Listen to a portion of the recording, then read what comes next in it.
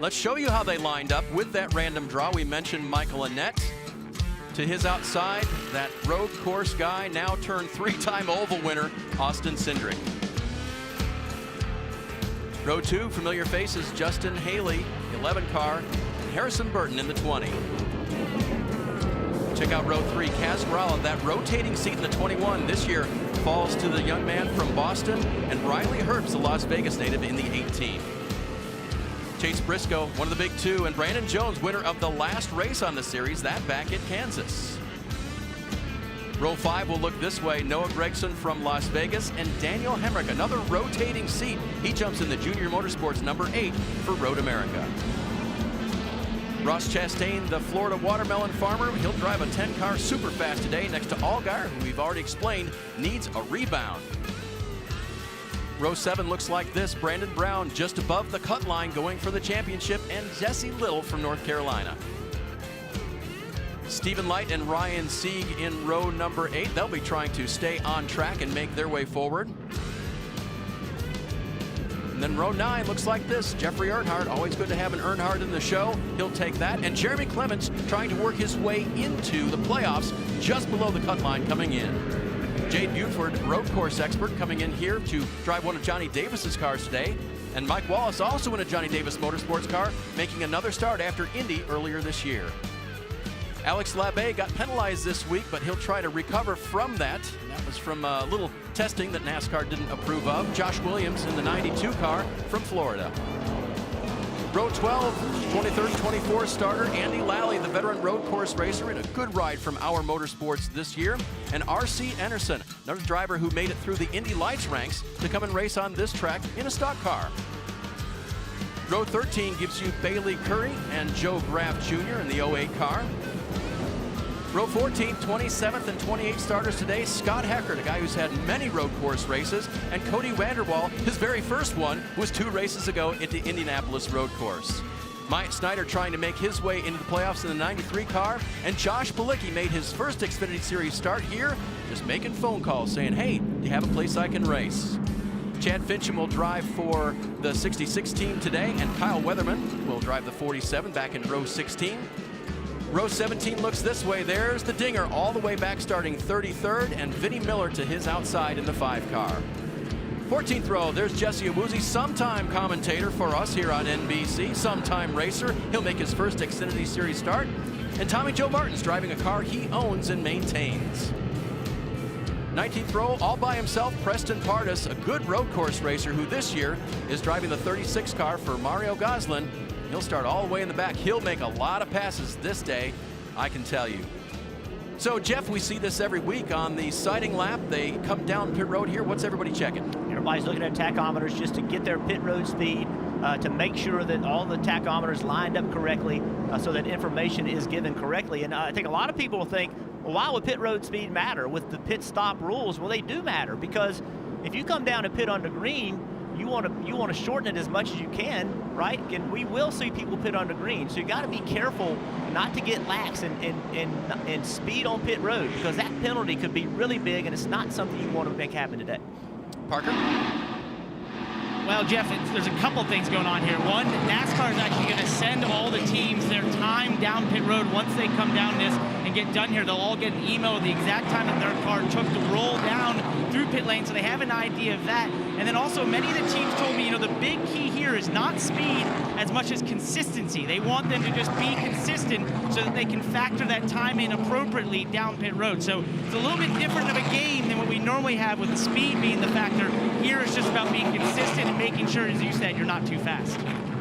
And Parker, that time on pit road is important too, because of the timed stops. Under green, you have to spend a minimum of 60 seconds on pit lane. That's yellow line to yellow line. And under caution, you can only spend a maximum of 80 seconds. So they want to know what kind of numbers they're dealing with. Number 13 today goes to Jesse Awuzie. DJ, can you think back and imagine to your first start in the Xfinity Series what must be going through his mind? Yeah, I wasn't all that good at all the road courses I ever ran, but to go to this one for the first time. But it's so exciting as a driver to get that first opportunity as you move forward. As he said, he's just going to take this and look at it as a learning moment for him. And it'll be interesting to see how much better he is at the end of this day as where he started here and being careful. Now, DJ, I remember you sitting on the pole at Watkins Glen. Yeah, I don't know what happened there. Somebody claims the throttle stuck at one point. That helped me. Talk about Jesse. He's a remarkable young man. Here's his biography. We mentioned a couple of details about him. Here's one that I like. Football player, man. This guy was tough. Played for the Naval Academy. And, of course, serving his country. Sure appreciate. Thank him for his service, but also know that racing was in the back of his mind as well. Got his start in the ARCA Series West and had a number of good starts there, including on the road courses. There he is there. Worked to find his way and really learn, and that's the whole thing. You talked about learning, talked about just learning today. Well, he's been doing that through the course of his career, and while he continues to serve in the Naval Reserves as a lieutenant commander, he races as much as he can. Again, helps us on pit road every once in a while. Brought some good perspective to, I think it was Kansas last time he was on. So the 32 back there, and Brandon Brown needing a push right now, and that is not great news for him. By the way, shout out to his dad, Jerry, who is normally at the races with him and has been since he started his career. Jerry is battling some health issues right now and is at home watching. Want to make sure that we remember him today and wish him the best as Brandon tries to make his way in. We'll get confirmation on what's wrong with the 68 as soon as we can. And this is not good because there he is over on the right, guys, 12th, just 32 markers above. And when we talked to Chase Briscoe this week, he lost 30 points to Austin Cindric in the regular season points, so 30 can be made up easily by Clements. Parker? Well, Dave, I was just listening to the radio. 68 Brandon Brown, Doug Randolph, the crew chief, was going through what they're going to do here when that car eventually gets back to pit lane. It sounds like it's lacking fuel pressure. So this is one of those things and one of those problems when we don't have practice. Remember, you don't get to run these cars. A lot of these teams are chassis dynoing these cars, but you can only learn so much on those, and sometimes things are just not right. So they're going to try and make some changes here to see if they can get the fuel pressure back in that 68. Well, tough break there. Being pushed onto pit road now. And Doug Randolph and crew will go take a look at that and see what they can find out. We'll have two onboard cameras for you today. This one will ride with Ross Chastain. It's the Nutrien Ag Solutions onboard camera. He has a couple of different looks, including that cool right front bumper shot. Hope that stays intact all day. Yeah. You never know. And then our other one is with his teammate Justin Haley. This is the leaf filter gutter protection cam. And here's the special camera here, the foot cam. Jeff, what do you think of that? That's going to be great to watch all day. As I said before, Justin Haley is a really good road racer. This will be really interesting to watch throughout the day. We'll learn something, and the competition will go back and watch this video too to see what they can learn from Justin Haley and the skills that he's using. Again, Brandon Brown, no fuel pressure report from Parker in the 68 car. You certainly hope that they can get back on this racetrack, get on the racetrack and get going. We showed those points a little while ago. This could really hurt them. Obviously, hopefully they can get this thing fired up. Yeah, that's one of the hardest things to find too. If it's electrical, a lot of times you just put another battery in, you're fine. But trying to find a fuel pressure issue, or where is that coming from? Is that back in the trunk where the fuel cell is? Is it up front? Just very unfortunate for them.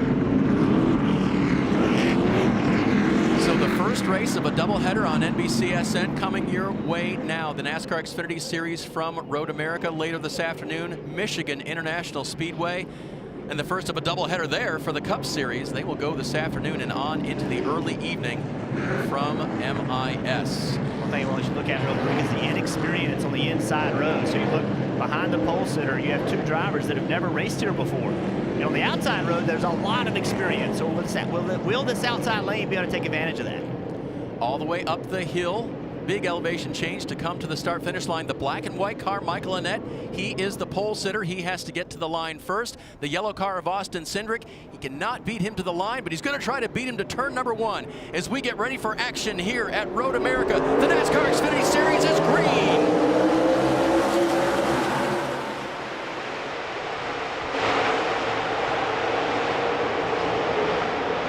Jump by Annett, but a lot of looking back there. Stay on the blacktop. Can everyone make it through turn one? Bill Grayson in that silver car, number 9 car. He was trying to take advantage of that inexperience. Austin Cindric powering to second.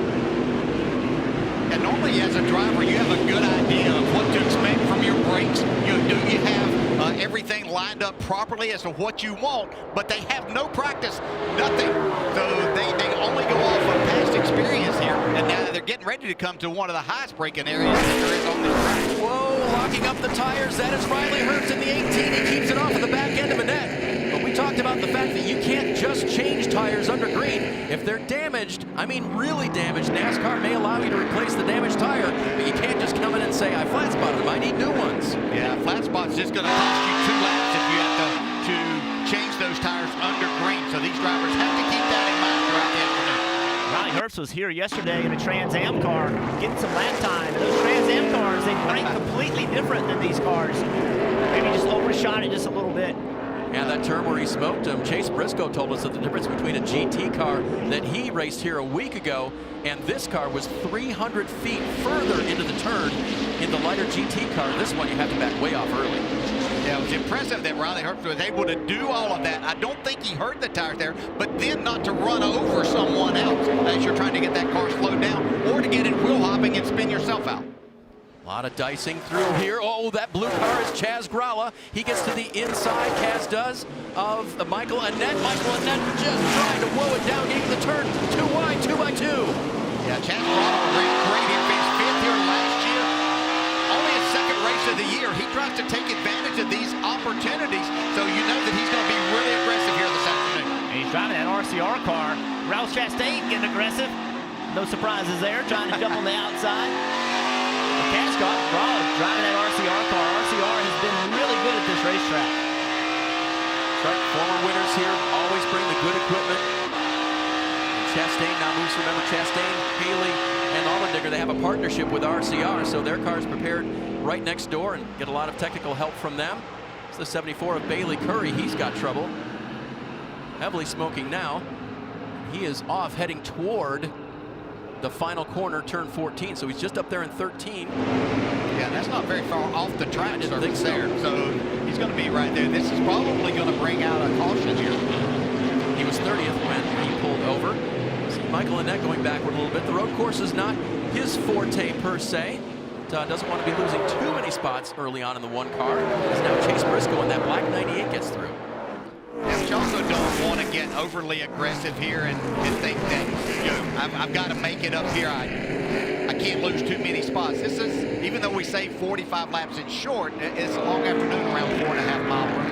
And no lap time on the track whatsoever, no practice. So you're learning what your car can do. And by the way, most of these drivers aren't exactly high-skilled road racers. This is not what they grew up doing. So they have to learn themselves where their braking zones are. All of this under green flag conditions.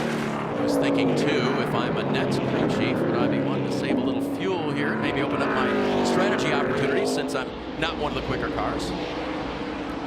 Definitely going to be opportunities for that, but everybody's going to be kind of learning on the fly, if you will, here this afternoon with the new pit procedures and exactly what we can do, because these stages are right there. 16 to 18 laps is your fuel window. So what can you do and spend less time on pit road, but yet not lose any track position? Chastain making a move on the outside. There's the Burton.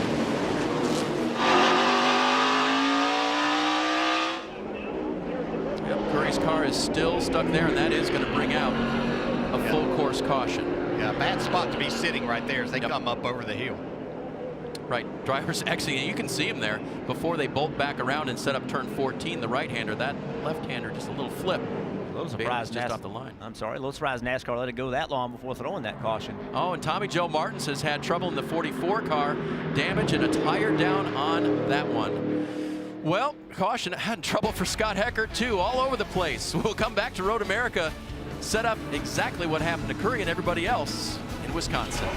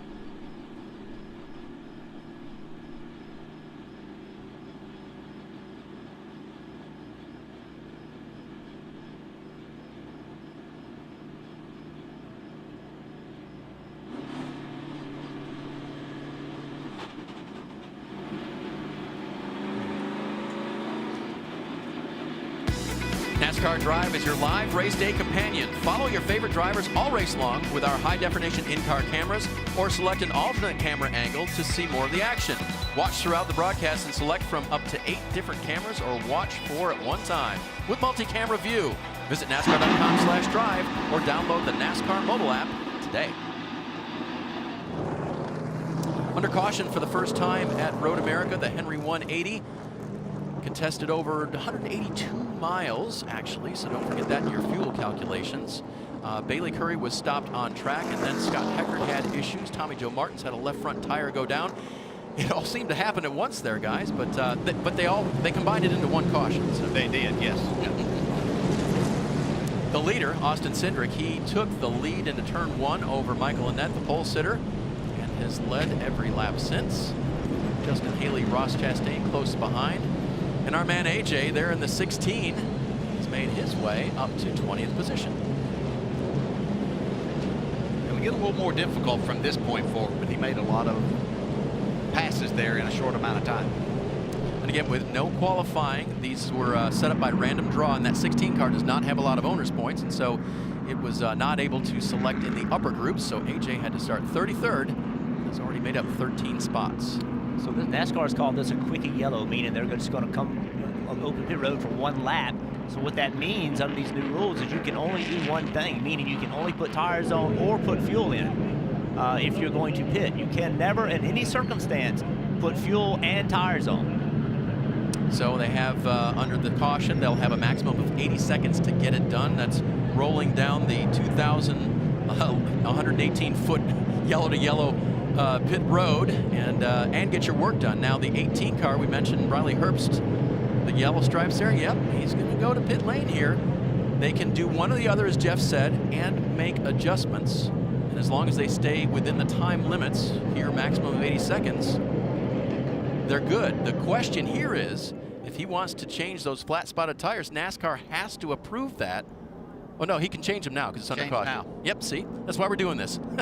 Yeah, first time. No worries changing them now, but he can only change tires. He cannot put fuel in. Parker. Right, Jeff, and that is the call here on the 18, is to change tires, 4 tires. This was a huge savior for them. They were going to pit under green and change those 4 tires for the flat spots, and that would have put them with a 2-lap penalty if that was not approved by NASCAR. So this caution coming out saved these guys because he was definitely about to come down pit road and change all 4 of those tires. Riley said basically a lot of the cars in front of him braked too early compared to what he was able to do and what he had learned in the Trans Am car, and therefore he locked the tires up trying to not run in the back of them. Unfortunate, but they got saved here at this caution. Here's where the problems developed on those tires for Riley Herbst. I mean, that's a long way to just drag that tire. And the problem was he couldn't lift off the he couldn't lift off the brake because the one car was right in front of him. He would have run all over the one car. So once you start dragging that tire, the only remedy for it is to get off the brake. And had he done that, he would have run right into Michael Annett. See a few of the bullet points there for the alternative pitting, which NASCAR has set up for non-companion races, of which this is now the only one in the 2020 season. However, race director Wayne Aughton did tell us that they are going to discuss this with the teams after they do it. Possibly later on this season, use it in other places, but no guarantee of that. But it's certainly something they're going to learn from today. Field coming back around, they'll pick up the green flag, and we'll see the restart when we return.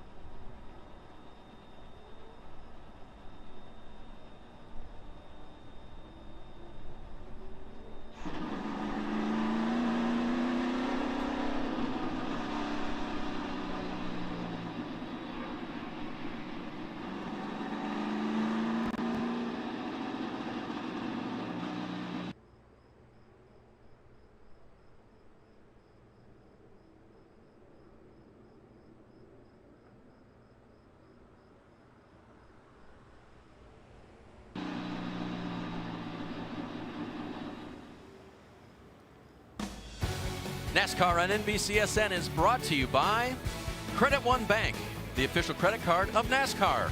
Perfect for race fans. And by Toyota. There's a little Toyota right there, having a good time. Fans are here this weekend, and Road America, give them credit. They have had IMSA racing here, IndyCar racing here, Historics, club racing, and there's about 6 races on the docket this weekend, half of them today. The fans have really had a good time at Road America this summer in a very, very strange year. Good for them to get out and see some racing in person. Yeah, I heard them talking this week about the racetrack and how it's about 300 acres there. So they're able to bring people in, and everybody's able to get spread out and be away from everybody, from each other, and that's allowed people to come to the racetrack. Yeah, I miss going up there to this place, Dave. It's such a cool track, and the little town, just so much character about the whole place. It's still, I've been there twice in the last month, so yes, it still is a wonderful place to be. Coming to you today from downtown Charlotte. Of course, these guys will be heading out to various locations later today to broadcast the Michigan race coming up in the Cup Series. Those opening laps were pretty intense. Drivers making moves, and I thought I saw a little bit of damage on the Chase Briscoe car there. Wouldn't be surprised to see a couple of fenders crinkled in. And this is when Kaz Grala in the blue and white to your right, the one of Michael Annett getting squirrely right there. Yeah, I think that's where Briscoe got into the back of him. And that's what we're going to see all day. That's road course racing, you know, not anticipating when the guy in front of you is going to brake, trying to take advantage of him, trying to outbrake him. That's what road course racing is about. So the field is realigned. Austin Cindric, the yellow number 22, he has control of the restart. There will be a zone up there. You'll see the red lines on either side wall as they come up the hill and come to the start-finish line. Within that zone, he needs to go. If he doesn't go within the zone, well, then Justin Haley in the 11, he can take off. But no doubt Cindric will be on this one. A veteran of road course racing and now a veteran of the Xfinity Series is young Austin Cindric. There are the red lines. He waits a little bit late. Wow, pretty even restart. This could be interesting in turn 1. Yeah, I've always thought that the later you wait, the more advantage you're giving to that other competitor on that front row there. You can see Haley standing right with him.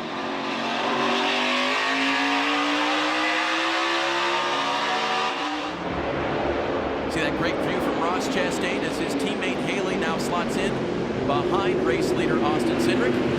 Back a little further, the 39. That's Ryan Sieg. That's 0-2. That is Andy Lally. Of course, expert excited to get a good shot today at Road America. Yeah, he's so good at it. He takes equipment and probably moves it up 10, 12 spots every time that we watch him run inside the top 10 a lot.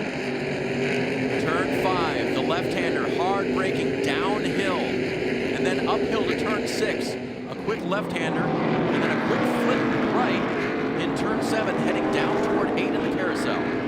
Teammates right here, Daniel Hemrick, Noah Graskin racing each other. Daniel Hemrick ran very well at this race in the past. He wasn't known to be a road racer. He worked really hard and became a very good road racer. We'll see him some more today, I'm sure. The 19 of Brandon Jones side by side. This is the long right-hand carousel. To just feather that throttle all the way through here before coming to one of the fastest part of the racetracks. And as Austin Cindric described, one of the most fun in a stock car, the kink right here.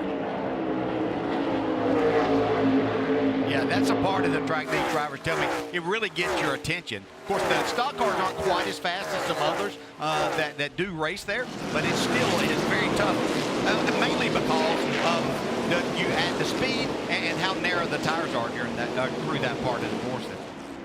Yeah, Austin told us it's fun in a stock car, but it's terrifying in anything else that's run through there at 30 or 40 miles an hour faster at that point. Racing back here through the field. And just a reminder, lap 14 will be the first caution for a stage break. 2 laps before that, NASCAR will close pit road. So if there's any strategy to be played, it'll be around lap 11 or 12 for these guys to duck down pit road. Maybe that's what we would expect to be a fuel call. Yeah, you can see Jeremy Clements in that 51 car, former winner here, his first Xfinity win. Yeah, go ahead. I was just going to say up to inside the top 5 now.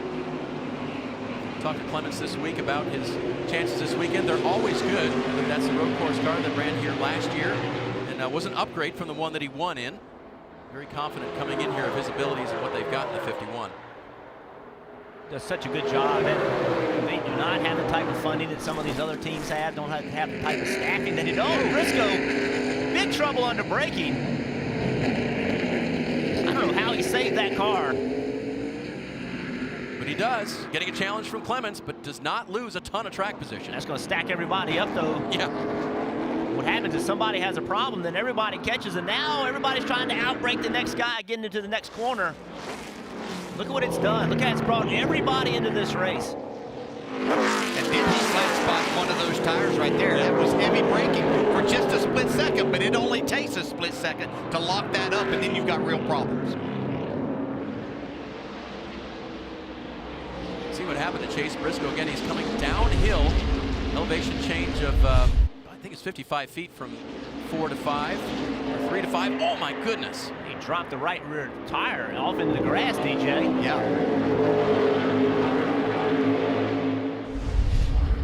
He saves it. Wow. And that's one of the things that really good road racers do is they use all of the road. They get their tires right against the grass as they're making corners. And if they go to turn into the corner, you want to use as much of the racetrack as you can. There's real speed in doing that. Of course, the danger is getting it off into the grass and you lose complete grip. Parker? And Jeff, just as we saw there from Chase Briscoe, you mentioned use on the racetrack. That particular braking zone is one of the most important on the racetrack, but it's also curved. And you try to straighten it a little bit, but it can catch you off guard because you don't see where you're going to end up as you crest that hill. So that's just one of those things where, jumping on this racetrack, you might get a little bit ambitious with how much room you're going to use there, and I think he just caught up with that. But that was a great save. Also, to add on to the car in front of him there, Jeremy Clements, this is big, guys. The problems that Brandon Brown is having, he came into this far out of the playoffs. This could be a huge swing in just this first quick stage, and especially with some of the talk amongst the bigger teams of pitting before the end of the stage. Jeremy Clements told me, we're running the end of the stage. We want stage points. He's in a great position right now. That's a great point, Parker. Talked with him this week about his team in general. Just 4 full-time employees at Clements Racing. One of them includes his dad, who tunes the engines and, oh, by the way, changes tires today. So 64-year-old Tony Clements going over the wall for his son. And if you're just joining us, Brandon Brown had fuel pressure issues in the 68. That is the car that Clements is racing for that final spot into the playoffs. He's back on track now, 1 lap off the pace, down in 35th. Someone just queued up the shark music. Here's AJ.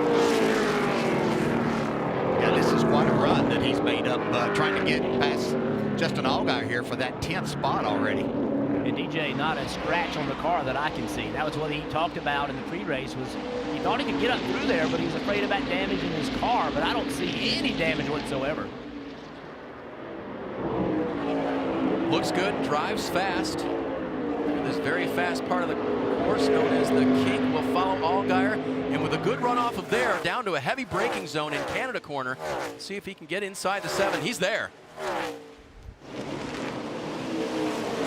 Allgaier has a lot of road course victories. We expected him to be a contender today, but right now, just not the speed that either he or us expected to see from that 7 car. Yeah, he was in the mix at Indy until they had a couple of issues, and so you expect him to be fast. But this is stage 1, and I think that they're setting themselves up to, whoa. Almost a lot of trouble there for Mike Snyder, as you can see, but was able to save that. Yeah, that was a good save also. He was way around.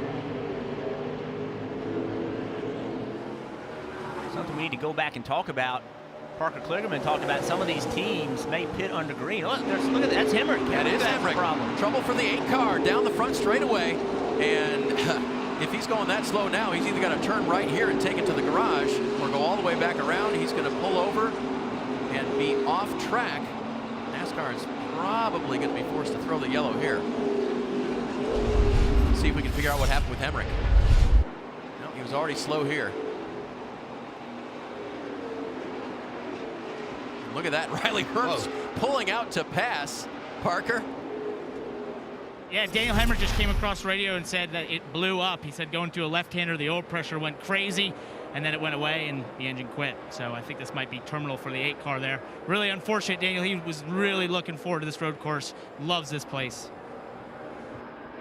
Tough day for that Junior Motorsports car there. Also, guys, see the cautions out for oil on a racetrack from that car. The other thing, you know, he does not get to race a lot, and we've seen it with Jeb Burton, we've seen it with Daniel Hemrick. When you have a bad race, you know, mechanical problem or anything like that, it really hurts you badly because the seat time that you get is diminished.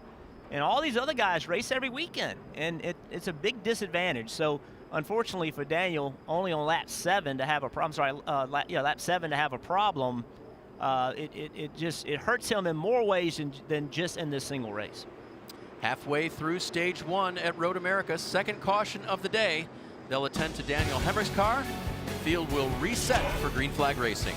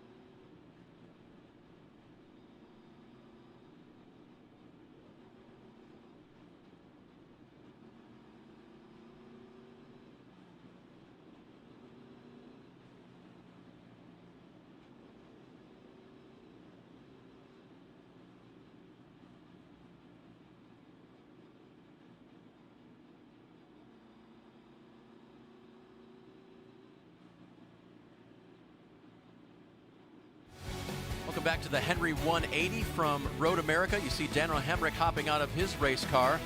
Unfortunately, he'll have time now to sit down and watch the NASCAR America pre-race show at 3 p.m. Cup Series Countdown to Green comes up after that, and then the first of a doubleheader from Michigan. Cup Series racing at 4, followed by the NASCAR America post-race show. Oh, restarts there are going to be crazy, aren't they, DJ? Oh. Michigan, 3 wide, 4 wide. They'll be everywhere. This is going to be an absolute great afternoon to watch, and who can battle Denny Hamlin and Kevin Harvick, try to get a win, but the restarts are just going to be insane.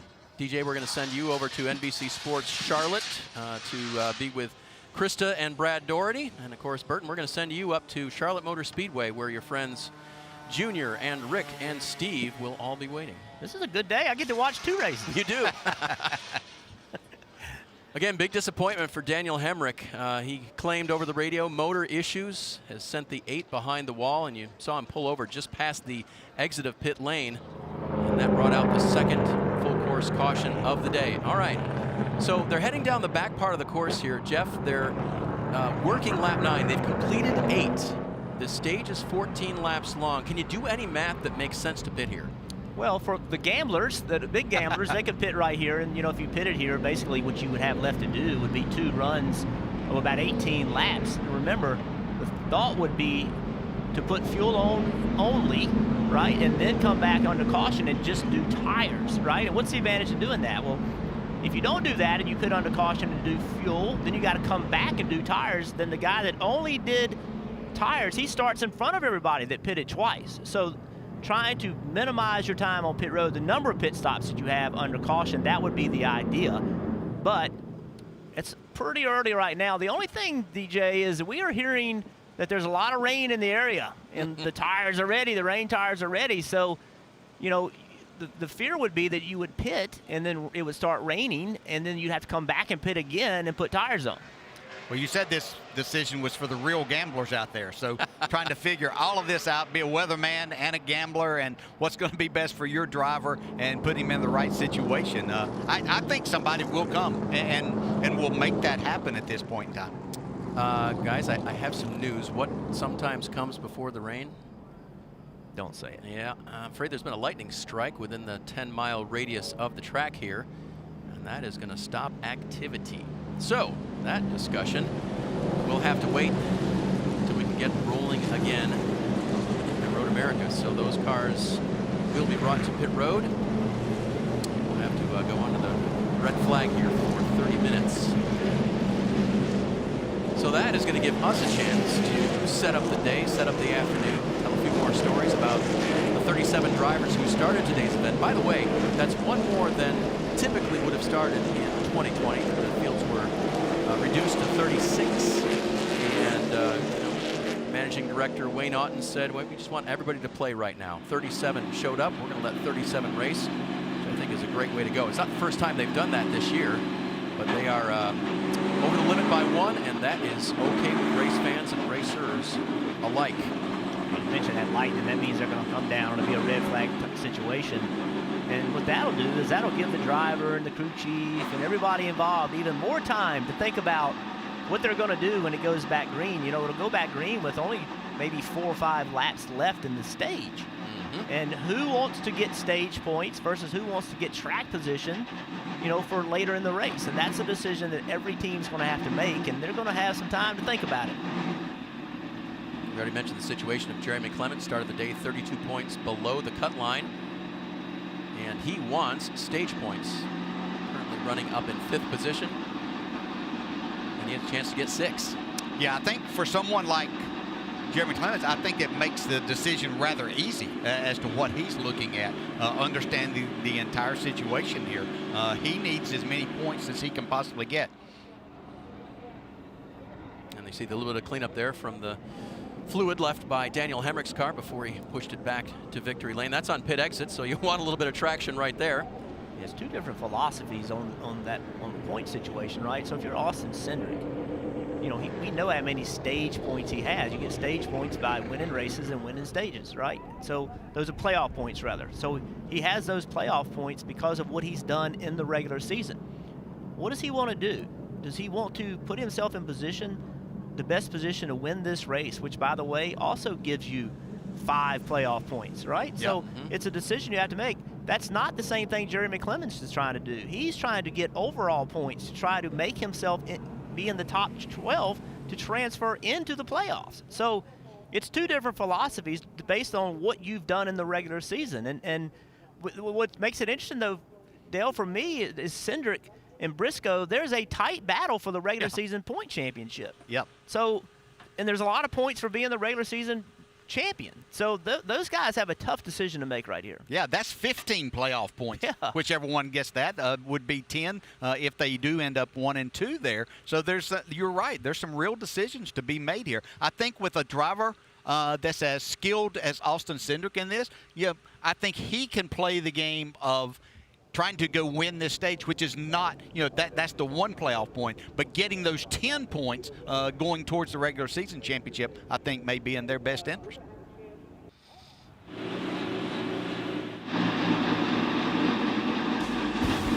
Road Road America is the place to race today for the NASCAR Xfinity Series, and they have been under a weather delay for quite a bit now. They're back rolling on track. Drivers have been called to their cars, and the rain has stopped, which makes it very interesting in terms of decision making. Right now they are on the back portion of the race course. They've got another 30 or 40 seconds to decide what to do, and Parker Kligam is down on pit road there. How much discussion is happening now between taking the wet tires or on a non-rain situation just staying with the dries? Well, they have a ton. Every team is going corner by corner. You hear the drivers, even as far away as they are, sort of breaking up at times, trying to describe how wet certain corners are, how it's drying in other corners, and I think it's just a sort of a mixed bag right now amongst many of the teams and drivers as to taking these wet tires or staying on the slicks, because this place can dry very quick, especially on this front side. Will dry very quick, and you could destroy those rain tires very quickly as well. So I think it's going to come down to a game time decision, guys. I think, and Jeff, you said it before this last break, basically, if you see Austin Cindric, Allmendinger, if they head down pit road, that's probably what I would do too. They're on their slick tires right now. They should have enough fuel to make it to the end of stage 1, which has 5 laps remaining, Dale. So it really is a decision about tires, isn't it? Yeah, so if you're going to follow those guys down, are they coming down to get tires, or are they coming down to get fuel? So that's a great one, because you can't do both. Nope. And you have 80 seconds to get whatever it is done. I suppose you could park for a minute and look around, see what others are doing, but boy, better probably have your ducks in a row here before you get into the pit box. Again, the new pit situation today, the guys who are mechanics normally on the cars, they are the pit crew, and the logistics of getting crews back and forth and the expense and everything involved with that, NASCAR decided to make some alternative pitting rules. And so that's what they've gone with here today. That should not be a factor in what's going on here. Here are the rules, just so you know it. And they will be one modification to this. Under green now, if let's say they went back to racing and it did rain again, NASCAR will allow under green the opportunity to go from wet to dry tires. So that'll be the only green time they can be changing tires, right, Jeff? Yeah, that's right. You just can't go from dry tire to dry tire. So they're trying to give the teams a chance, in case it rains or quits raining, to take care of them in that regard. But if it's dry, track gets dried up and you pit under green, you cannot go from dry tire to dry tire. All right, last 4 corners coming up here under caution. Pace car rolls around at 45 miles per hour. So again, a lot of nervous crew chiefs here. They've already had a lot of things to think about this week. And as if a 4-mile, 14-turn road course isn't tough enough, what kind of good years do you give your driver now? yeah, that's the decision that these drivers are having to make right at this point in time. We know slick tires on a wet surface is a very risky situation. So the drivers are going to have to really decide as they look at those corners, and the ones, so especially the ones that are more of a higher speed corner, if they're going to need these rain tires put on. All right, let me go to my 2 experts here who haven't raced in the rain in a stock car. What do you want, Jeff? I don't know. This just looks pretty wet to me right there. I think you're going to have to put rain tires on right here. Dale, you feel the same way? Yeah, I do. It looked like that by what we've seen around the track, and we see all of them. They're not all coming for fuel at this point in time. All right, let's wait and see. From the yellow line right there under the bridge, it's just over 2,000 feet, the length of pit lane. In a little while here, they get to their pit stalls. You can see Austin Cindric leading this race, 40 miles per hour. He'll bring the 22 car down. Justin Haley, Ross Chastain, the teammates running 2nd and 3rd. They are spaced out enough, though. I would be watching that Cindric. I'd be watching Cindric to see what he's doing. All right, Parker. Well, guys, it's actually, funny enough, a mixed bag down pit road. As I look, I see actually some teams even have slick tires out there. You see Allmendinger decides to pit. I believe it's wet tires up there, but I'm looking down across pit road. I'm seeing mostly wet tires. So I believe most are going to wets, although there is a couple cars that did have dries out there. As you see Austin Cindric, he was asking for wet tires, so he'll put those on the 22 car. But this is quite the decision time for all these crews, deciding to go on these wet tires here. And I just think, guys, when I look at this track, it is going to dry out very quickly. Well, you got a stage break coming in just a few laps, right? one of the big concerns would be if the track dries and you eat these tires up, you know, how many more rain tires will you have left in the pits that you can use? Now you can see Austin Cindric took a little extra time there, but it doesn't matter because he will get his position back at the head of the field per the rules here this weekend. There was an 80-second maximum time limit on pit road. As long as you don't exceed that, that's under caution, and as long as you don't have a penalty, you get your spot back. Yes, now they get lined back up the way they came onto pit road. And remember, guys, this is a quickie yellow. In most other situations, people could come back a second time and pit, but in a quickie yellow situation, you can only pit one time. So I have a way that we can tell who is on rains and who's on slicks at the green flag. I believe the rain tire guys are going to go out and race really hard. If you're on slicks, I think you're going to be tiptoeing. Parker, what do you think? Well, I can tell you one car that is on slicks, and that is Ryan Sieg in that 39 car. He decided to go with slick tires, so that's going to be interesting. We'll have, I think, a lot of crew chiefs will be watching that if they notice that he is on slicks to sort of evaluate if they made the right decision or not, if he has the speed. But definitely a bit of a risk there for 39. A mixed bag, kind of like the weather this afternoon at Road America, but they're going to get them going with just a few laps remaining in stage one. Who will get the stage points? Who will stay on the racetrack? Stick around and find out.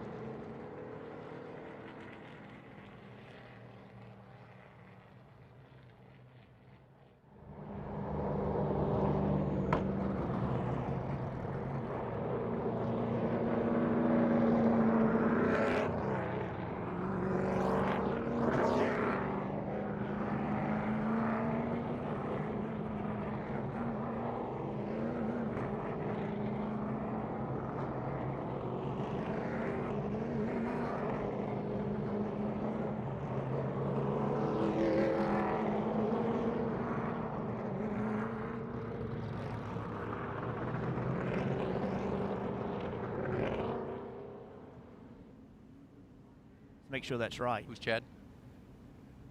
Oh, Chad, that guy? Team Chad, thank you. Back at Road America, the Henry 180 is about to get back underway for the NASCAR Xfinity Series. They're just coming out of the carousel in the back at this point, and it's been quite a day so far. Rain recently, and now teams deciding whether to put on the Goodyear wet weather tires or to stay on the slicks. And as Parker put it, it's a mixed bag out there. In fact, one driver has dropped to the back. We believe the 9 of Noah Gragson just took fuel and did not take new tires, which means he's on slicks and he doesn't want to be in the mess up in the front, Parker.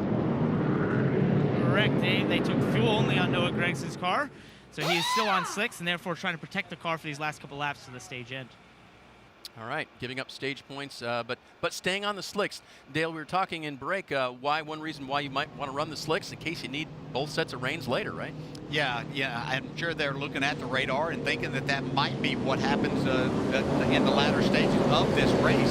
So a lot of decisions having to be made, kind of the worst case scenario, Jim. Yeah, I think what he did, I think what they did is they just said, we're going to put fuel on now, right? And we're going to come back the next time and do tires. Right, and hopefully other people have to put slicks on, right, and maybe fuel, and then they'll have to do fuel, so others would have to make 2 stops under that scenario.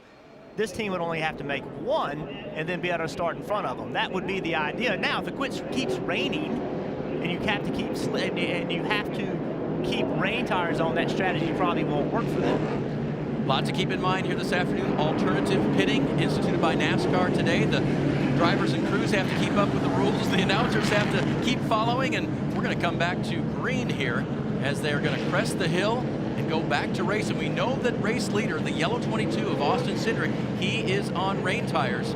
As we look at the front of the field, Haley potentially is as well. Kaz Grala and Ross Chastain in row 2. By the way, A.J. Allmendinger lingering in 9th, and that is Vinnie Miller, and that's not a good situation. Are they going to call off this restart? It doesn't look like it as they're coming to it. And now hits the gas. Austin Cindric is headed to turn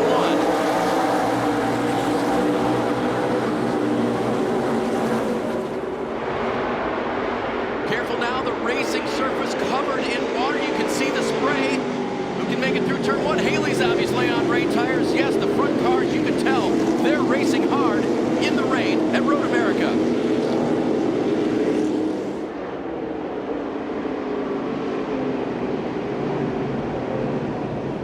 On pit road, Ryan Sieg getting fuel, now getting his Sunoco fuel in that car. Could only do tires or fuel when they came down pit road that last time. Yeah, Sieg is taking advantage of coming and getting fuel now.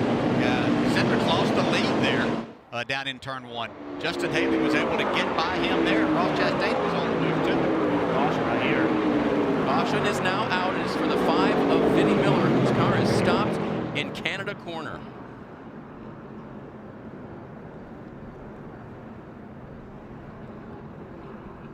Yep, so, and there is Miller's car off to the left of Canada corner.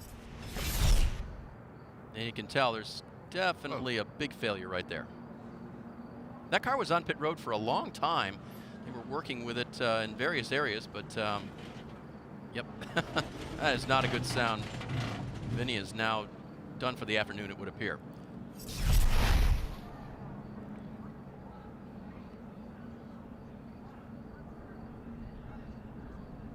So there's Vinnie Miller's car. That's down in Canada corner. On that lap, on the resumption of the race, the 11 car of Justin Haley was able to get by Austin Cindric. Bold move down into turn 1. He's on the outside and made that stick by turn 3 as they were heading down the hill 5. And I think it goes back to what we were talking about. You don't want to be in the normal groove right there. That's where you'll find a little bit more grip with those rain tires, is not in the normal groove. And Justin Haley was able to take advantage of that and power right on by after turn 1. We also talk about Justin Haley. You know, I'm not familiar with the amount of rain experience that he has, but he ran a lot of Trans Am races. He's run a ton of road course racing. So he could have some serious road course experience in the rain that paid off for him right there. Justin Haley already has a win on the season, and so is headed to the playoffs, but only has 6 playoff points. If he can win this stage, that is another one. And potentially the way he's driving here, winning the race, that's another 5 playoff points. Yeah, and he won the Daytona race in the rain. No, that's a different type of way he did it, but it's still. Weather is his friend, let's just put it that way. To be. Yeah. There you're on board with Justin Haley. He's given us a good look today with the onboard cameras, including the foot cam we've seen every once in a while. That might operate just a little bit differently in the rain conditions. So interesting to watch how different drivers do things, and so we'll get a little bit more of this hopefully as he's at full speed and seeing exactly how he goes about it, and how, especially if it continues to be wet and rainy, just how easy he has to be with the throttle on the exit of these corners. Justin Haley can win this stage, that will be 1 playoff point. He's a race winner, but does not have a lot of playoff points. So if he could win this stage, that helps him. See the raindrops falling. You saw Chastain kind of jumping out of line there. I think he was looking for puddles to make sure the rain tires stay cool. That's the challenge on a drying racetrack, although I don't think we're having that here, but is to find the water if you're on the rain tires, right? Yeah, and to do that, and it certainly looks like they've made the right decision and right call. This day started with, I want to say, 20% chance of rain. And they're finding every percentage of it right now. A couple of lightning strikes to boot. A few years ago, NASCAR and Goodyear got together and said, hey, let's start making some rain tires so we can finish some of these events in the NASCAR Xfinity Series and Gander Outdoors Truck Series. And by the way, coming up at the road course at Daytona, all 3 series will have the opportunity, should it present itself and it rains, to race on the Goodyear wet weather tires. What do you think? Races in the evening at Daytona in August might present itself to an occasional shower along the way? Yeah. Here comes the dinger. He's coming back down pit road. 3 to go in the stage this time, so the pits are not closed yet. So these guys are giving up the possibility of having a better finish in this stage, right? Yep. They're going to give this track position up, put fuel in right now, and then they may not even stop at the end of stage 1. Yeah, and A.J. Allmendinger and Kaz Grala, I think, was another that we saw there. Stage points don't mean anything. That's right. Yep, they're not racing for the championship. So Dinger gets his fuel, and now there's some discussion about should he need anything else. Nope, he's good to go. Remember, and as now you're watching these pit stops, all pit stop rules are still in effect. Even though these are what's called controlled per se, it's still live action, you still have to pit in your box, you still can't speed down pit road, you still can't have a tire get away from you. All those rules are still in effect. Parker? You guys know Gregson's team was discussing to put slicks on under this caution because they put fuel only under that last one. And then they were going back and forth on this rain. Dave Ellen said basically this rain is going to only last about 10 minutes, expected to be pretty light, but it's coming down very hard, and so they decided they probably should go wet. Also on pit road is Ryan Sieg, so he had something really interesting. He took slicks the last caution, pitted just before the caution came out while it was under green, put fuel in the car, so he should have been good to go, but now has decided it's raining too hard, is putting wet tires on the 39. So they're still good on fuel, but they've decided to go to wets with how much rain's coming down. A lot to think about. We've said it before, and there certainly is here this afternoon. You can see the stickers on those tires as they rotate. There is a good look at how hard it is raining. That is the Corvette Bridge heading toward turn 6. Yeah, and we talk about how big this place is at 4.5 miles, and it could be raining at one part of the track and not another. So if one part of the track dries up quicker, and Parker has alluded to that, where the front side seems to dry up, then you could really, you're going to need the rain tires on one part of the course, but you might be really abusing them at another part. As if this isn't hard enough already. Oh my goodness, you see the pace car there still has its lights on. Will we go green this time? And there will be just 1 to go in the stage. Pits are closed now for stage end, so you can't do any more pit strategy at this point. Ryan Sieg is able to leave. He pitted legally, and now he will join the back of the field. I like that call that was made on A.J. Allmendinger's car to go ahead and pit right there, put fuel in, and then, especially with it still raining, if it's raining like that, he won't have to stop the next time to put tires on. He already has rain tires on the car. So if everybody else has to pit to do fuel, he should start in front of them. He did that. We saw Kaz Grala do that, I believe. Harrison Burton did it. Mike Snyder.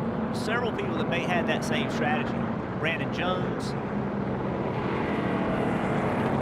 All right, guys, well, while we have a minute, can I get a refresher course and have you two take us around Road America, show you what these guys are dealing with now with rain tires. DJ, why don't you start us off? We're located in Elkhart Lake, Wisconsin. Front straight right there. Yeah, down into turn 1, hard right-hander, and then see turn 3. Down to turn 5, probably one of the fastest parts, hard braking, and over into the carousel, Jeff. And then 11 is that kink. That's where it's almost wide open.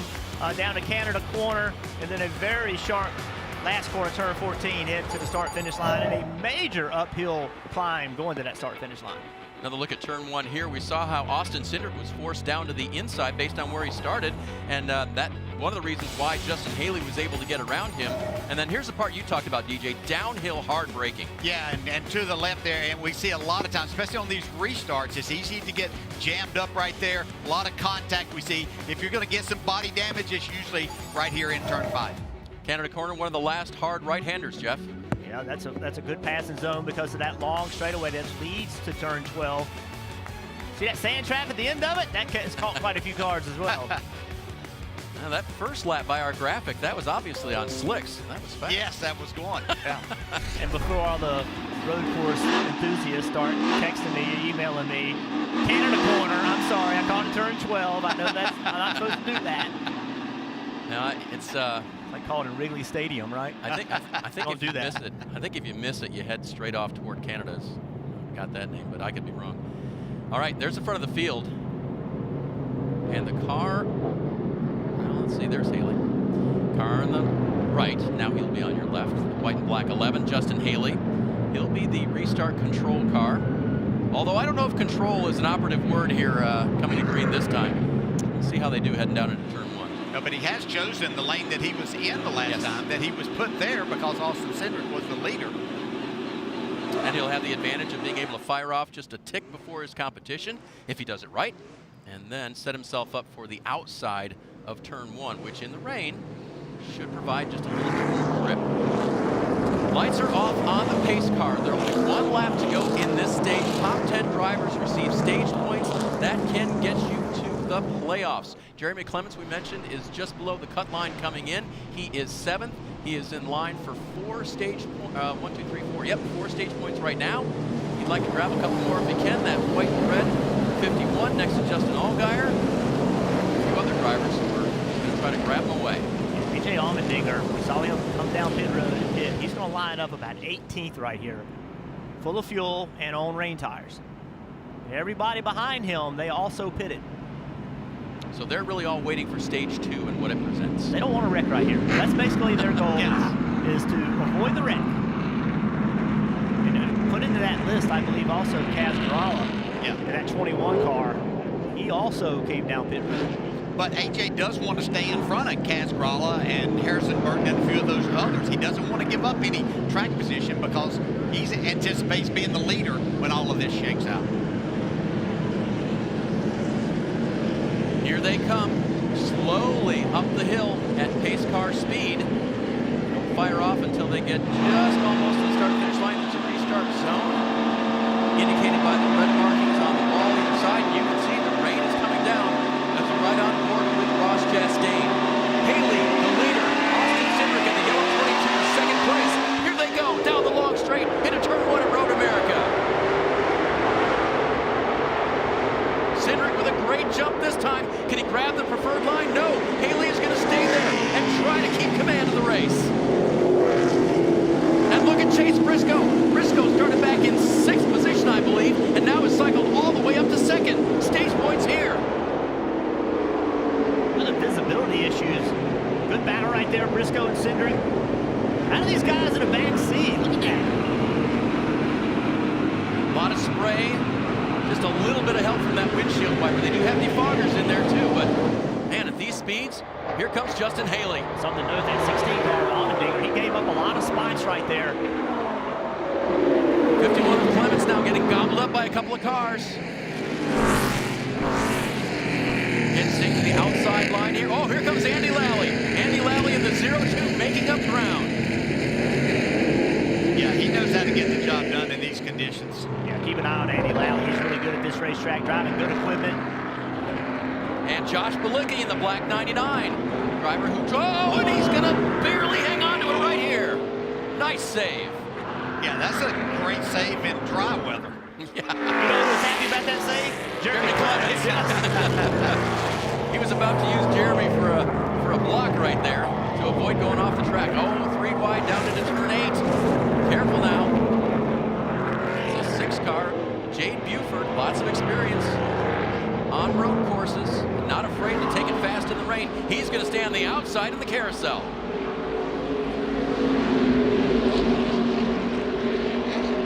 And Jeremy Clements is looking at his stage points fade away.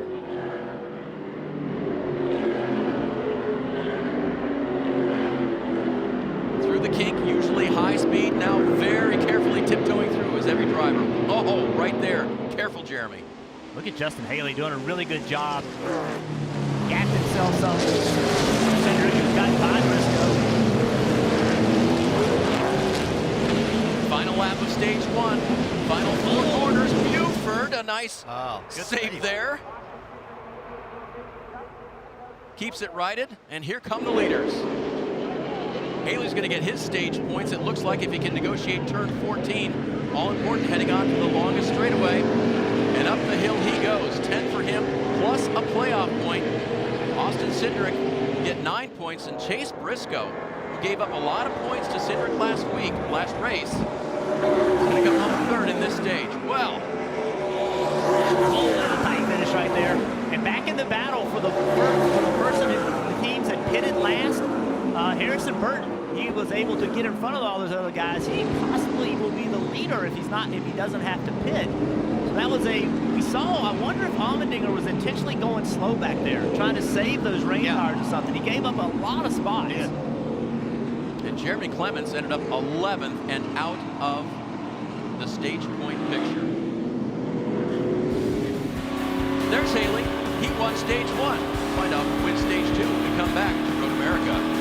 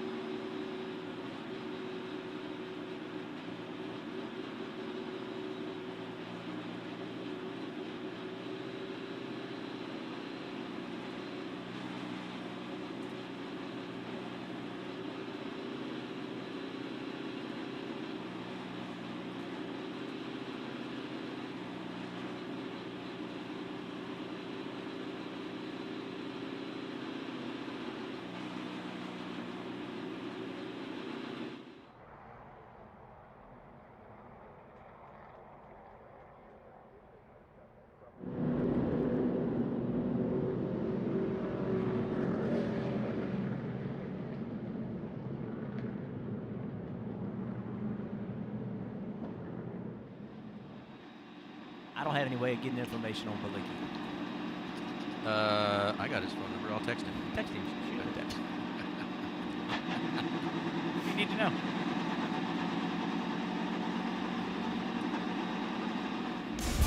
Hockey is back with the Stanley Cup Qualifiers. The unprecedented 24-team tournament continues tonight on NBCSN. With a shot at making the Stanley Cup playoffs, it's on the line. And anything can happen.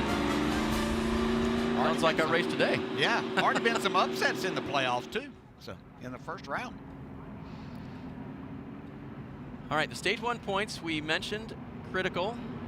Haley got 10 of them. Then you see folks down through there. So And that was his second stage win of the season, by the way, for Justin Haley. And did it in fine fashion, holding off Austin Cindric. That was impressive.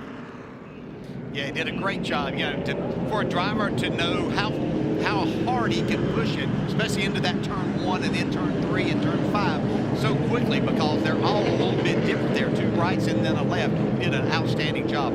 We see him coming to pit road now.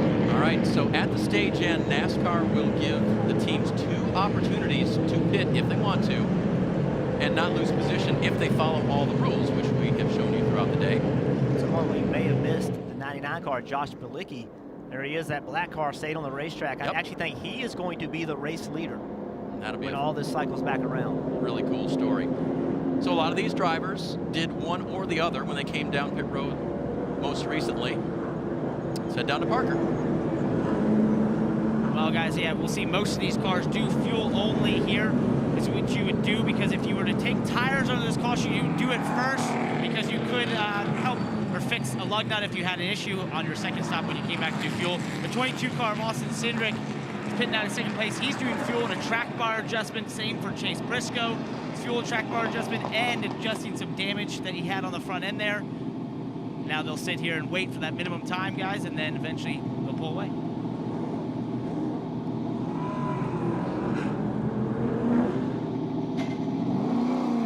So there you go, no need to rush. They have a maximum time limit they have to fit under, and they will still get their spot back on the track. So we'll take a break. Line them back up. Justin Haley will be the first off the pit road, but the leader looks like Josh Bilicki.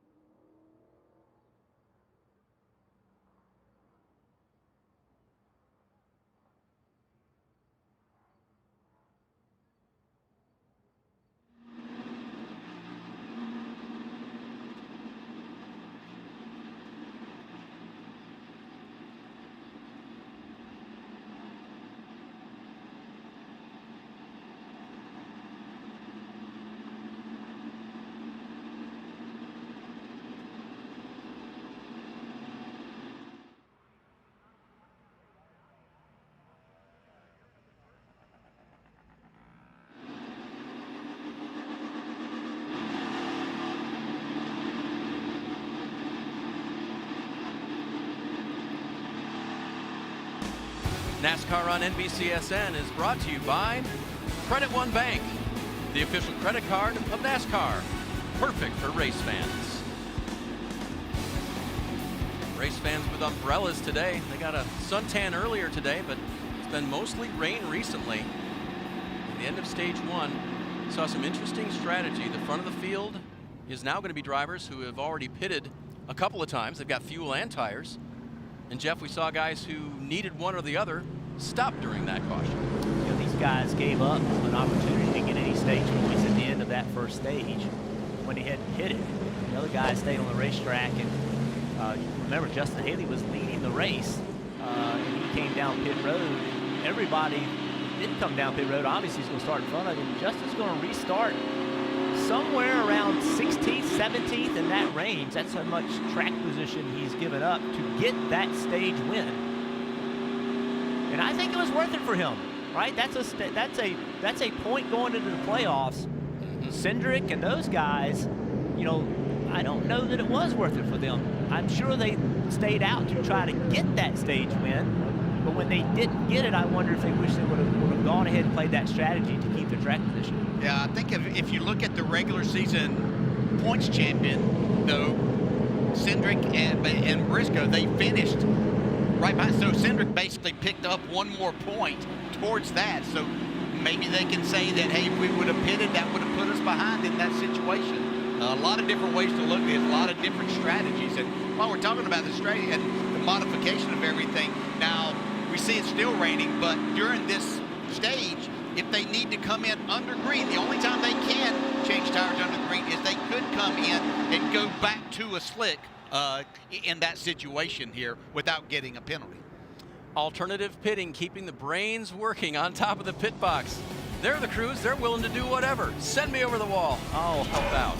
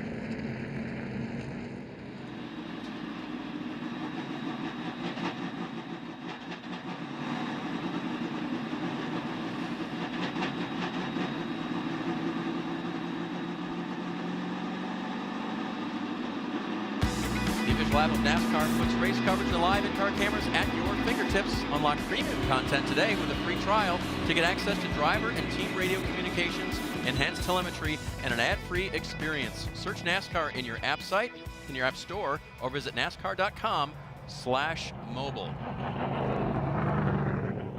So for those of you expecting to tune in to Countdown to Green from Michigan right now, where the Cup Series is racing, Stage 1 took about 3 hours here with lightning strikes and various other delays.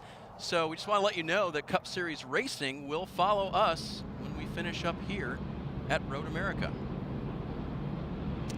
And that car in front, Josh Bilicki in the 99. So far, they have played the strategy to a T. Rear Chief Adam Brooks has made the right calls, and the 25-year-old from Menominee Falls, Wisconsin, who calls this racetrack his home for a lot of reasons, be the restart leader.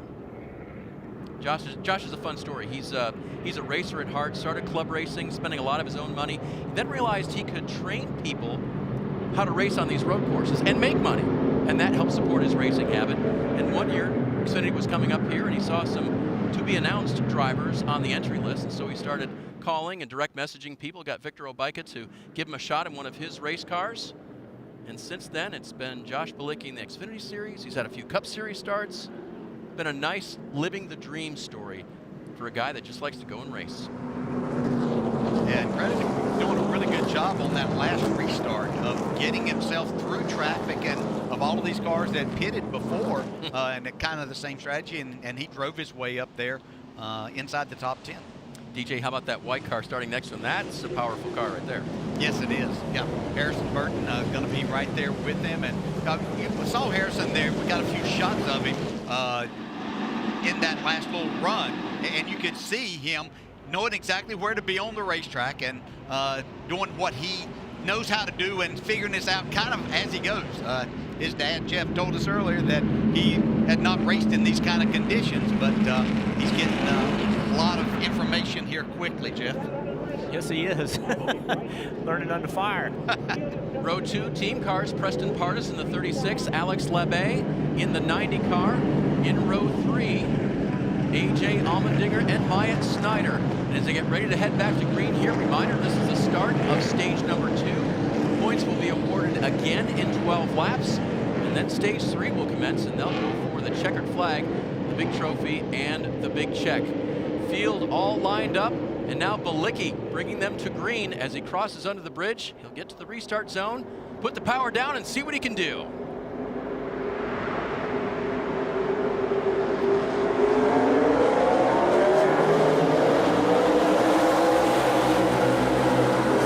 AJ Allmendinger going to make it 3 wide. Good launch by Bilicki. Allmendinger to the left there in the white car.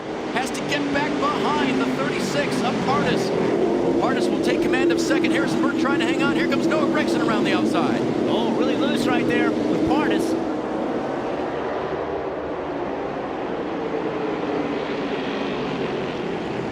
Turn 3, the right-hander to head down toward turn 5.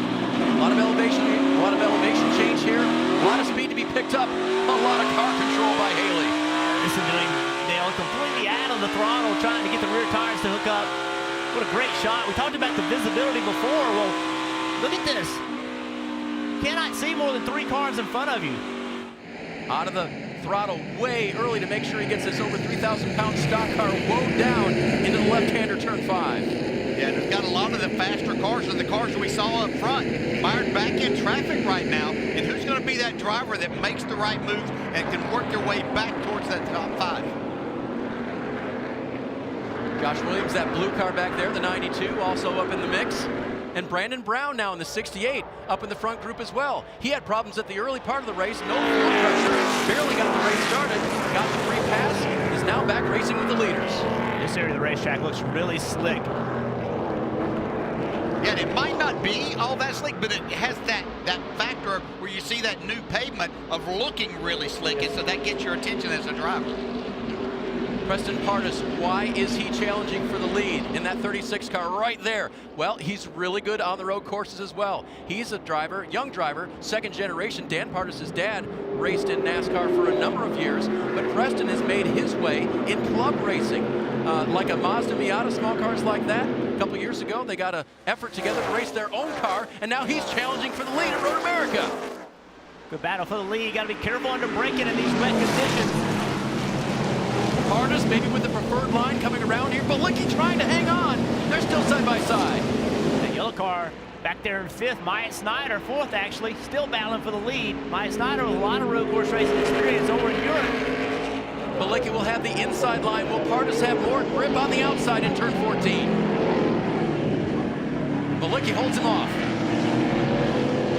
Good fun racing right there. Now here comes Pardus, good horsepower, coming down the straightaway. Got that Chevrolet wound up.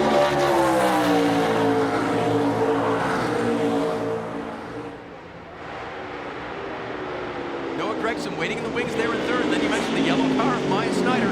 He's now getting a challenge on the outside. Still side by side. That outside lane worked right there.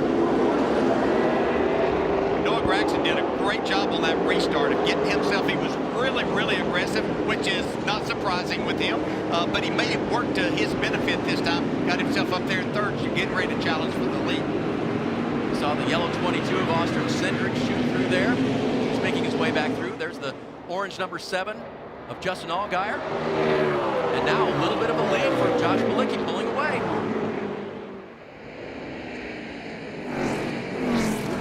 Some windshield wipers on, some windshield wipers off. I've talked to drivers about those windshield wipers. A lot of drivers have told me they actually make it worse. Saw Digger moving through there, getting by Snyder. Maya Snyder, by the way, should not be overlooked on the road courses. He raced in the NASCAR Euro Series last year, and they run basically all road courses, a couple of modified ovals, but Maya learned a lot about car control and road course racing over there, and is now applying it today, and also fighting for a spot in the playoffs if he can get there.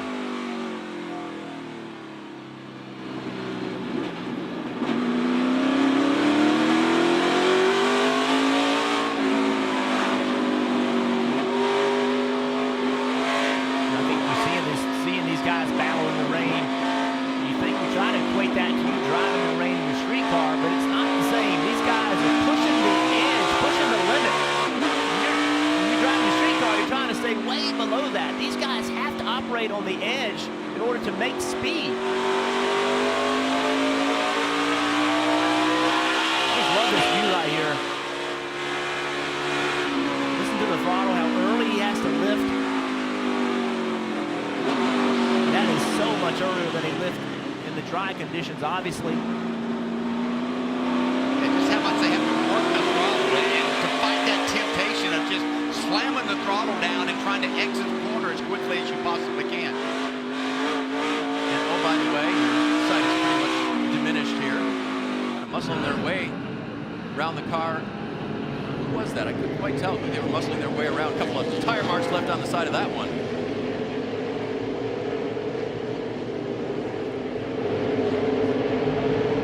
I think this is when experience matters so much. Have a little bit of experience in the rain will mean a great deal in regard to speed. Jeff, why is he tapping the brake there before he heads to the corner? That's a security tap. That's to make sure it's there. Really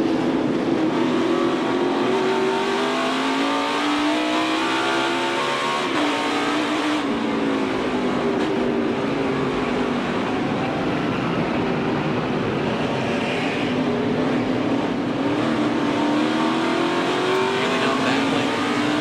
Harrison Burton almost got overtaken by his teammate Ross Chastain there. Good onboard stuff there. Hey, this is a battle for the lead. Noah Gregson has said it's my turn. Bilicki's been at the front long enough. Can he make it stick here in turn 5? Bilicki's not going to give this up without a fight. This is the opportunity he's dreamed of. Hope to have this opportunity to lead a race, possibly win a race with this track he has so much time on. So this is not going to be an easy pass for Noah Gregson. Bilicki did a great job right there, utilizing that lane that he was in and getting a better run through the center of that corner, and that translated into being able to stay in front on the exit. He's got a little grip here, and now he'll have the preferred inside line on the carousel, unless a little more grip on that outside. You get the feeling that Josh Bilicki is willing to give up a part of the racetrack that he doesn't want, right? And it's opposite of what it normally would be.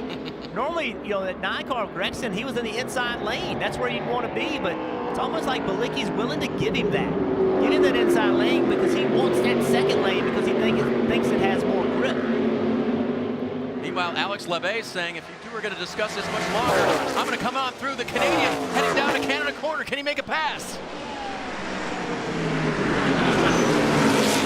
Gregson's going to move through the lead. Oh, but coming off the corner there is that outside grip you talked about, Jeff. Good battle. Careful, Noah. Keep it on the track. Oh, he cleared him. Good job by Noah. Oh, that was a great job.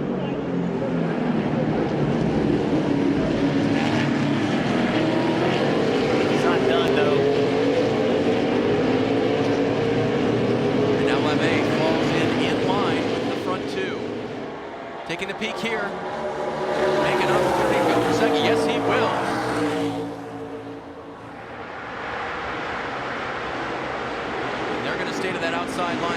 talked about how the inside groove, normally the spot to be, the oil that's laid down, and it gets wet, it's the slickest part. So you don't want to be on it. And Alex LeBay, this is what a great opportunity. You know, we see these guys every weekend.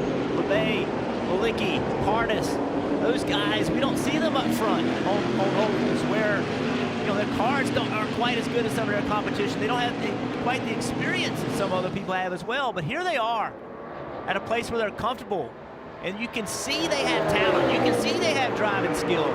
They don't get to show that on a weekly basis, so they're going to take advantage of this. Oh, hang on now. Offline goes Grayson LeBay to the lead. Oh, they all talk to each other and driving in the corner too deep. you know, you gauge yourself off the other person's speed, and if the guy in front of you drives in the corner too deep, you tend to. And smiling all the way to second place, here comes A.J. Allmendinger. Yeah, he said that worked out just like I planned for it to. 2 easiest passes. LeBay really sliding that car around. You can see parts of this track starting to run out more so than others. They're searching around a little bit to get those tires. Uh-oh, got another spin. Jesse Little around in the 4. Same spot, I believe. Yes, indeed.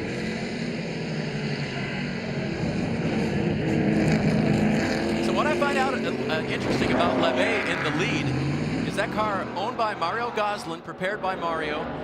They have been desired on the road courses when the Xfinity Series go racing. When there were times when they didn't have full-time drivers in there, drivers like Andy Lally would call them up and say, hey, I've got a sponsor. Can I come race your car? So that's good equipment, DJ.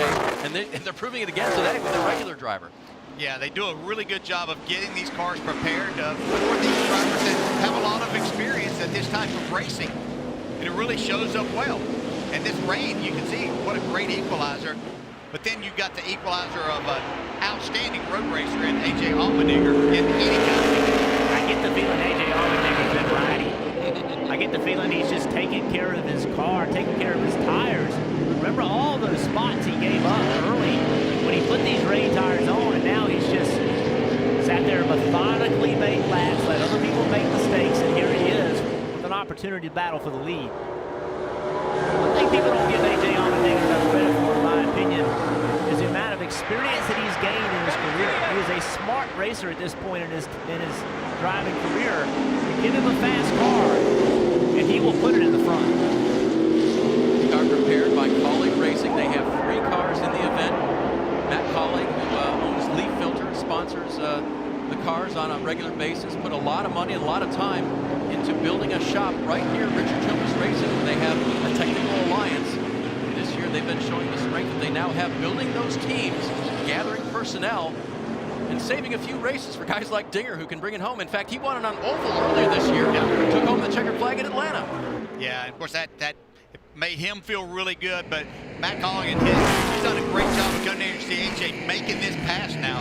Just outstanding, understanding the braking conditions and what you can do and what your capabilities are there, what got him the lead. But Matt Colleague, it's just enhanced this Xfinity Series with his organization and bringing everything that he has with the teams and drivers.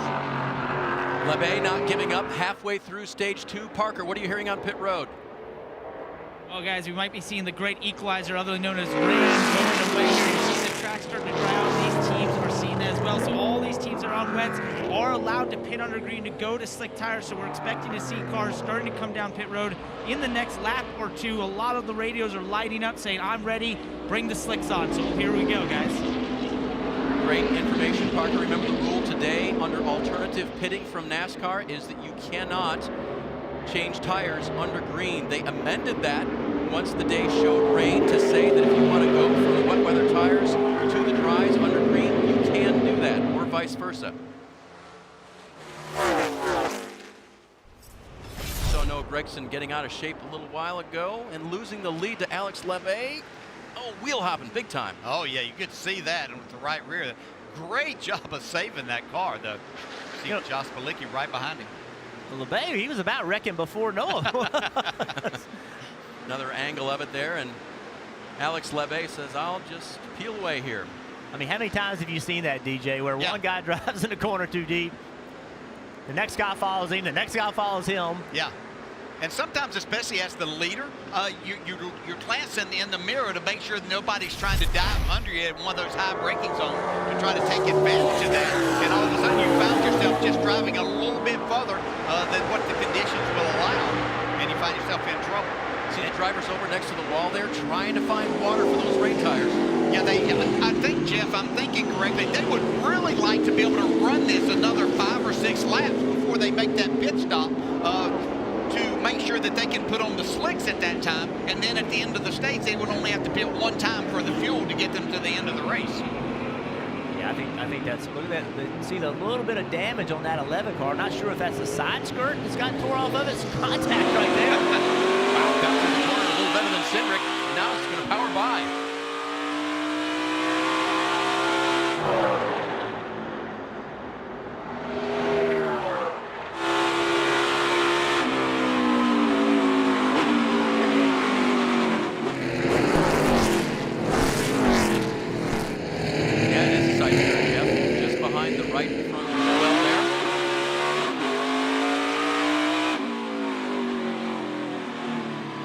See right there, Cindric on the outside, choosing to run that outside lane, and he's into what would normally be the preferred lane. Good run on that exit corner right there by Haley. Really nice exit speed. Now he'll be in the right position, perhaps, to make that pass. Cindric's going to go. A good battle between these two.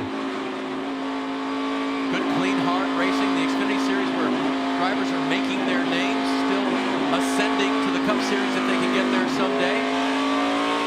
There's certain things you only learn by doing, like we talked about earlier with racing in the rain. They've had their chance today. But see right there, the lane's starting to dry out on the straight. See right there, you see the dry is starting to happen. And you can see the car, that green and black car. The 11, I'm sorry, the 10 of Chastain, he's out there looking for that wet on the straightaway, trying to save those tires. Footwork of Justin Haley.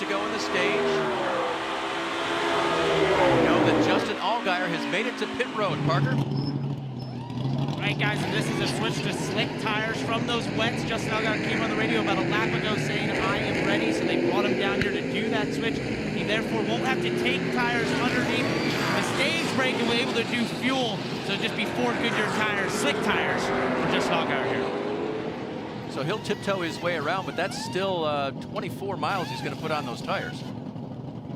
And leave him on in the stage break, in theory. See the slow stop. 1/16. That's okay, because he has to spend 60 seconds on pit road. That's right. That is the rule. You cannot be outside of that.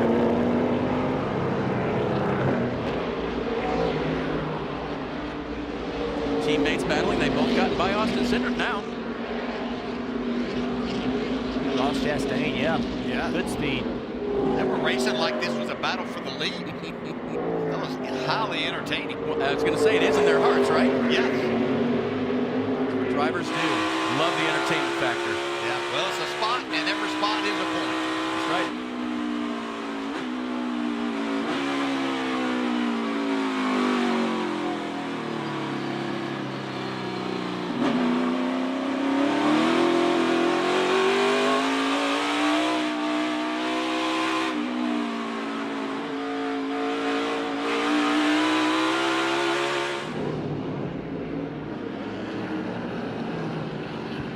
Checking back here, 9th place, there's Myatt Snyder being challenged by Josh Williams in the 92, 93, 92. Nice when they run sequential for me like that. And Williams is gonna, whoa, Snyder slowed down because he was going to pit road. Williams did the crossover just to avoid him. So Myatt Snyder's team now playing a little bit of strategy here, much like Justin Allgaier did moments ago. 25-year-old from Charlotte. Of course, his dad, Marty, a colleague with us here at NBC Sports. Always nervous on race day, wants to see Myatt do a good job, which he usually does. The equipment today, hanging in there, and he was in 9th position, so a little speed out of that 93 car, looking good today. Yeah, he's really done a good job at this point. Get in here and get their work done. As you pointed out, they've got to spend 60 seconds on pit road from yellow line to yellow line. So you don't want to get out there at 59. That's a penalty. Yep, so the crew chiefs are all keeping some sort of stopwatch on the pit box, maybe on their iPhone, maybe on their laptop, or maybe an old-fashioned stopwatch. They know how long it takes them to get from the bridge to their pit box. Then they count in the pit box so that when he rolls off, he doesn't hit the other yellow line before 60 seconds. 61 is okay. As you said, 59, no good. But you don't want 68. Yes. That's the problem, right? So, I mean, basically, I say that. I mean, what these guys are doing is they're racing to get to the end of the stage where they can pit and put fuel on, but, you know, they might give up 1 or 2 spots if it's a real long stop. Check in on Preston Pardis here in the 36. That's the other DGM race car owned by Mario Goslin. And crew chief by Tony Furr, a veteran in this sport, who I don't think is going to miss much in the way of strategy and building a good race car. So got that going for him today. Preston's doing a good job of keeping it on the track, currently running 4th. And look how it's dry. In the amount of time we talked about it about 2 laps ago, you can see a clear lane starting to dry. That's why you're seeing drivers calling for slicks. Hey guys, while we have a second, how about Brandon Brown making a comeback here? He's in the 14th spot. You remember back at the beginning of this race, had to be pushed to pit road, had an issue, was able to get that fixed and actually join the race basically a lap down because they had already taken the green flag, but has worked his way back. He's sitting in that 12th spot as far as the playoff points go, and he had fallen outside to the 51 when Jeremy Clements was running up inside the top 5, but he's back and has a nice, solid day going here. Really good work by this crew and this driver. Yeah, ahead of that, we see Austin Cindric in that yellow car pitting right now. He had fallen back some. He was up there racing with Haley and Chastain, and he had fallen all the way back to about 10th, so he's on pit road. Yep, 2.5 seconds slower they've been running than the start in this with those rain tires on, so they need to get them off. The degradation weighing heavily right now, Parker, and he can't wait to get some tires on that 9 car.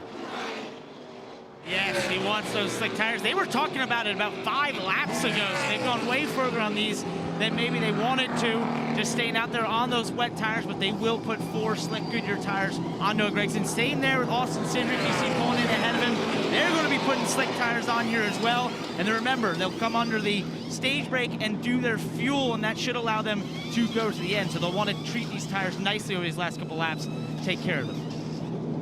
So Parker brings up a good point. He said fuel to the end. What do you think, Jeff? Your calculator over there.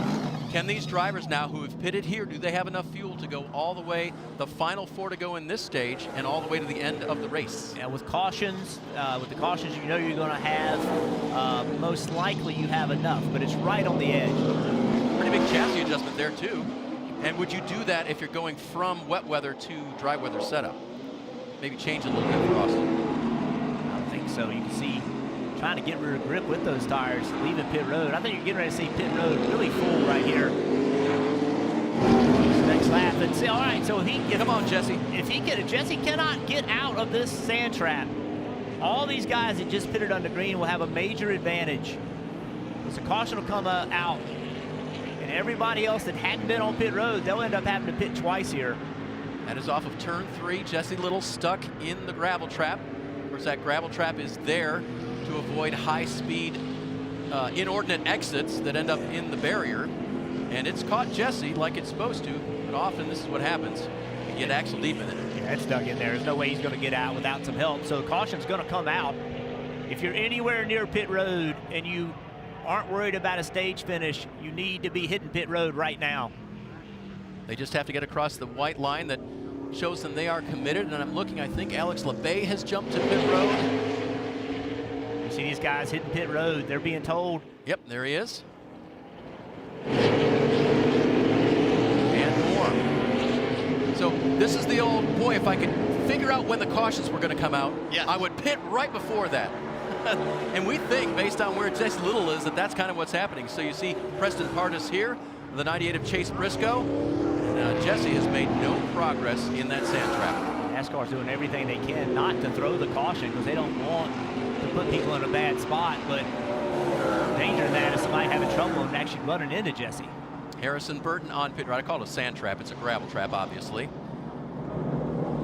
Kitty litter. Yep. Well, speaking from experience, not at this track, but at Watkins Glen, I can tell you you're not going to get out of that stuff easily. Unfortunately, I know that. There is the caution for Jesse Little's number 4. We're hearing about a pit road violation for the 51 car of Jeremy Clements. He did not make the minimum time. So we talked about, when we texted back and forth about this week, Jeff, I think it was you that said, just don't mess up. Well, they left too early and they were under the minimum time required to be on pit road. So that should be a tail end of the longest line when they go back to green. Yeah, that's tough. You know, they really haven't. The only way they can measure that is we saw at the beginning of the pit road, at the beginning of the race, they would go down pit road and measure that time. Then you have to add that time to your pit stop. And that's all done with a stopwatch. Right? You know, it's just that simple. And you could miss it by a second pretty easily. There's Ryan Sieg on and off of pit road in the 39 car. Ryan at this point, 11th in the playoff standing, so he's good by points, but not a ton. Here's where you can get penalized. Completing your stop outside the allotted time, that's you know, minimum or maximum required, and if you're outside of it, other than the designated lap. Now, at stage end, if you don't pit on the first opportunity, you can't come back in. So that's what that's all about. And then the dreaded 2-lap penalty, taking tires and fuel. And the last one was amended for this race once the rain came out, taking tires under green. They did allow you to go from the wets to the dries and back and forth. So Parker, those rain tires were out there when it wasn't raining. How did they look? Well, yeah, they were out there for a while when it gets dry, and you wonder, wait, why would they have to change? Why do they need to get away from these wet tires? Well, wet tires create grip with these grooves and these blocks are very sharp on the edges, and that cuts through the water. Well, what happens when you run into dry, you see, they start to get dull, they fall away, and they rip apart. And you look up here, this was a tire from Noah Gregson's car. Look at this, they're starting to sort of cure over each other. That means they're losing all the grip in these tires. That's why you have to move to slicks. But they did their job, and that's what Goodyear is good at, putting the rubber on the racetrack in the right situations. Now it is slick time. The Goodyear Racing Eagles made to go on the dry track. What's really going to be interesting is you see right here, A.J. Allmendinger, Ross Chastain, Justin Haley, Malicki, all these guys that are the leaders right now, they did not get on pit road under green. So are they going to have to pit twice? And if they have to pit twice, they'll start behind everybody that only pits once. You know, this modified pit procedure, the concern was that strategy would no longer matter. Well, I would say it matters more. You know, it's a little confusing.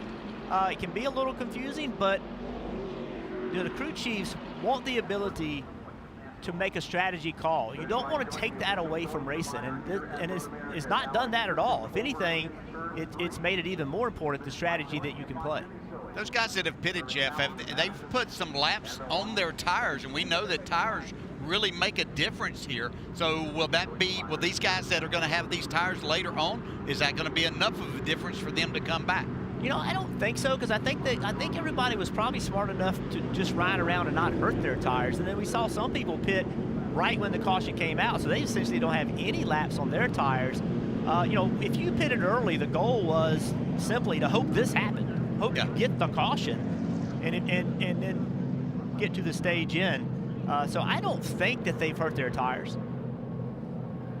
Coming to 1 to go in the stage. We'll go ahead and take a break here while they get Jesse Little taken care of. You won't miss any of the green flag action. Oh. Nope, we're going to stay right here.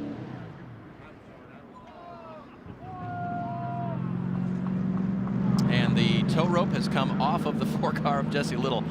There is a hook on the front there, I do believe, for them to grab onto, but that didn't work that time.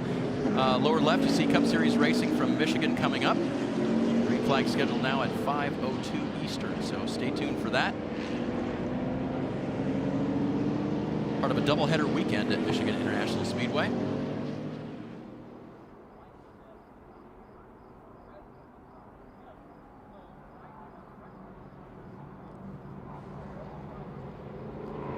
Keep this in mind, guys. Go ahead, Jeff. Two to go with the stage in, but then when this race goes back green, you're only going to have 15 lap race. It's going to be a shootout with that few laps. And the pits are closed now, right? Because there's 2 to go, so there will be no more pitting before the end of this stage. So what you see is what you get. Let's head to break now. The leader is A.J. Allmendinger. See how they set the restart coming up here. Oh, Jesse Little, it's been a long day and getting longer.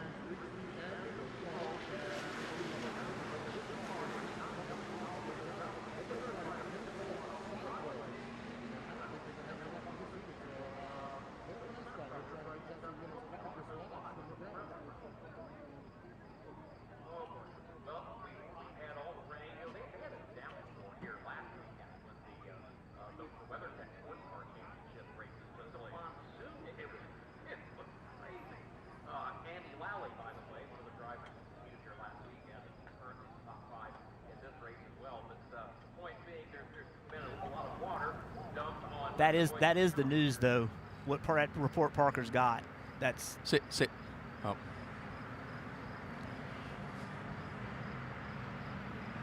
Live shot of Michigan International Speedway, where the NASCAR Cup Series is getting set to take on one of 2 400-kilometer races in one weekend. It's an unprecedented season. It's an unprecedented big weekend at Michigan International Speedway, and you'll see that race coming up next as soon as we finish things up from Road America. And there you see the very quiet pit lane as this stage goes to a close here. 1 lap remaining in it. And up for stage points. Allmendinger doesn't care because he's not running for the championship. Chastain does, Haley does. And a few other cars are going to score here, including Brandon Brown, who's running in 7th. He's going to get a couple of points, which he is definitely needing to stay in the playoff picture. Big cheers for the crew getting Jesse Little out of the sand, or out of the gravel trip. All right, so this is Road America, the Xfinity Series, and Jeff Burton, got a lot going on here today. Yeah, we do, and I know a lot of people are tuning in to watch the Cup race from Michigan, which will be on soon, and you're going to hear about this alternate pitting that is in effect for today's race. And this is essentially how it works. Under green, you can only add fuel, no tires. Under caution, you can do fuel or tires, right? And at a stage break, you can do fuel or tires, but you can't do both at the same time. So if you want to do fuel, you come down pit road under caution and pit, but if you want tires, you got to come back down again and pit. So what you're trying to do is minimize the number of times that you're on pit road. So what you're going to see here in just a moment, you're going to see some cars that pitted under green and made their tire change. They were able to make a tire change because they went from wet tires to slick tires. That's enabled because of the rain on the racetrack. They're going to come in and only do fuel. These other guys, they're going to have to do fuel and tires. So they'll pit twice. The other guys will pit once. The guys that only pit once will start in front of the people that pit twice. And when you stay within the 80 seconds maximum per stop and you don't have any penalties, you get to retain that position you had on the racetrack. Remember, the crews servicing the cars today are the mechanics, engineers, etc., that you would bring to the racetrack anyway, not the specialized pit crews that you would normally see, and that's what alternative pitting is all about. The logistics involved, the expense involved, and maybe even some of the differences that you can see in strategy are why they made the decision at NASCAR to do this alternative pitting today. Parker? Well, guys, we look at A.J. Allmendinger there in the lead. This is going to be a hollow stage victory because he wanted to pit with 2 laps to go and put slick tires on that car so they could come down under this stage break and put fuel like many of the cars we saw that pitted there just before the caution came out. Except Chris Rice, who's calling the shots at 16, told me they didn't see the 4 car in the gravel trap until it was too late, until they were past them. He didn't have TV down there. He didn't get the info soon enough, so they were not able to get to pit road before that caution came out. This is going to severely hurt their track position because they're going to have to pit once for tires to go from those wet tires to slicks, and then they're going to have to come down again and get fuel, which is going to put them way in the back. Gosh, that is a, you know, you wonder something also, guys. Think about there's a cup race in Michigan that's going to happen. And a lot of times the spotters on those cars that are going to be in Michigan spot these cars, right? And so you have a whole different mix of people around the racetrack that you normally don't have. And you wonder if a mistake like that would have happened if you had your normal people. Your normal people are more in tune with what the rules are, what's going on, what your crew chief is thinking, what the driver's thinking. It makes you wonder if a little bit of miscommunication like that, which could be a race-winning miscommunication, some of that was just not understanding all the rules and understanding how everything works. Yeah, most of them were still going to try their best to utilize 4 spotters around, but maybe they just didn't feel like that was pertinent information at the time, but if somebody did see that. But, Jeff, you alluded to earlier back before the end of stage 1 and the beginning of stage 2 that we were seeing A.J. Allmendinger really take his time and be patient coming up through. Well, we're going to see the other side of A.J. Allmendinger whenever we go into stage 3 racing. And if you like him this week, wait till next week when at Daytona the Xfinity Series races next. They will be one of all 3 national series that will race on the Daytona road course for the first time. No practice, no qualifying. It's a historic event on an iconic road course. Coverage begins next Saturday at 3 Eastern on NBCSN. Won't want to miss that. No, for sure. So they will come to the checkered flag here, stage ending. And again, important especially for drivers that are racing for the championship. There's a number in the top 10 who are not, but Chastain will take his 9 stage points. Certainly Haley will take his 8 stage points. And Brandon Brown will take his 4 stage points for sure.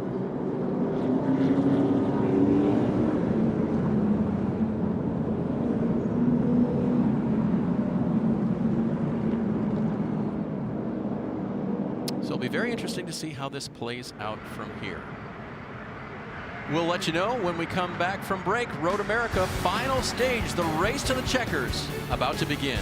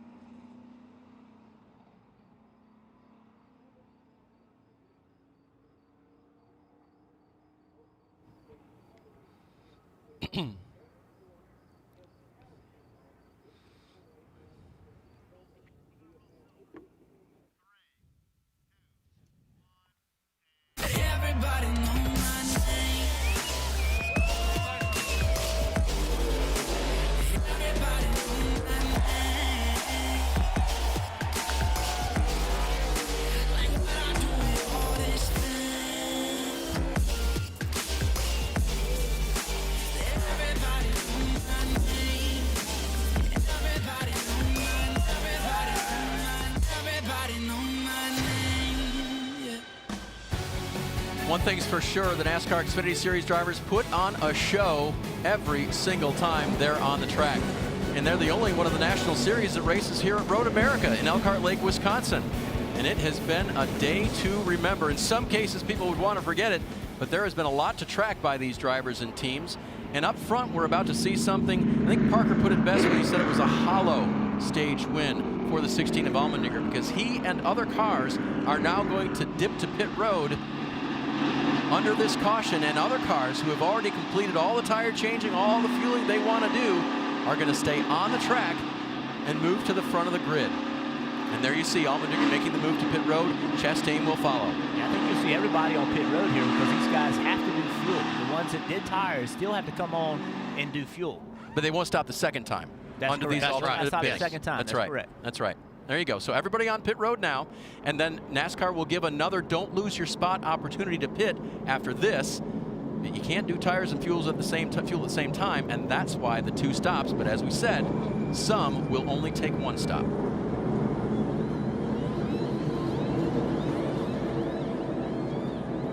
Parker. Well, guys, we see the 16 there, AJ Allmendinger, as we discussed. He'll change tires here on this first stop under caution, as all the Collie cars are doing that, obviously changing tires to go to those slick Goodyears. Then they'll get done with this pit stop and come back down around their second time for fuel. Everyone else who took tires, though, as we mentioned, will come down and do fuel under this stop, which should allow them to go all the way to the end. You see the 16 having to back up. 10 gets away. Remember, you don't lose positions here. You regain. They'll reset the lineup. As you see there, the 9 of Noah Gragson getting full fuel as he pitted and changed from those wets to dry tires under green. He's going to stay there as long as he can, right? It's a maximum time on pit road under caution. You cannot spend any more than 80 seconds on pit road under caution. You want to use every second of that putting fuel in it. And now again, as long as you didn't violate any of the rules, you'll get your spot back as you came to pit road. The next pit stop will be the critical one. Who has to drop off and do the other half of their pitting? And you ask, I mean, I'm sure someone's asking, why is there a maximum time under caution? It's just to prevent the teams from just sitting there. It's to prevent the teams from making too many changes on the cars. NASCAR didn't want them just sitting on pit road. They wanted the action to still be there, so they put a maximum time that you can spend on pit road. When we come back, the field is going to look a little bit different as they get their next opportunity to pit from Road America.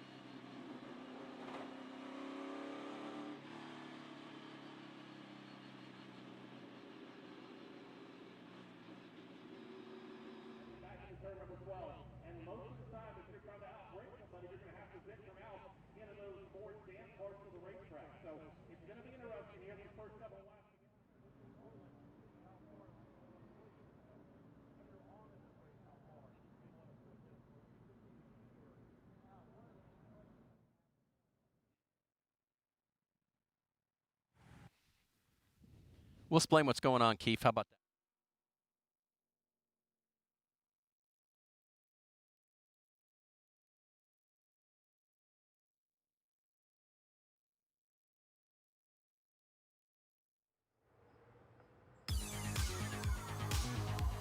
Oh yeah!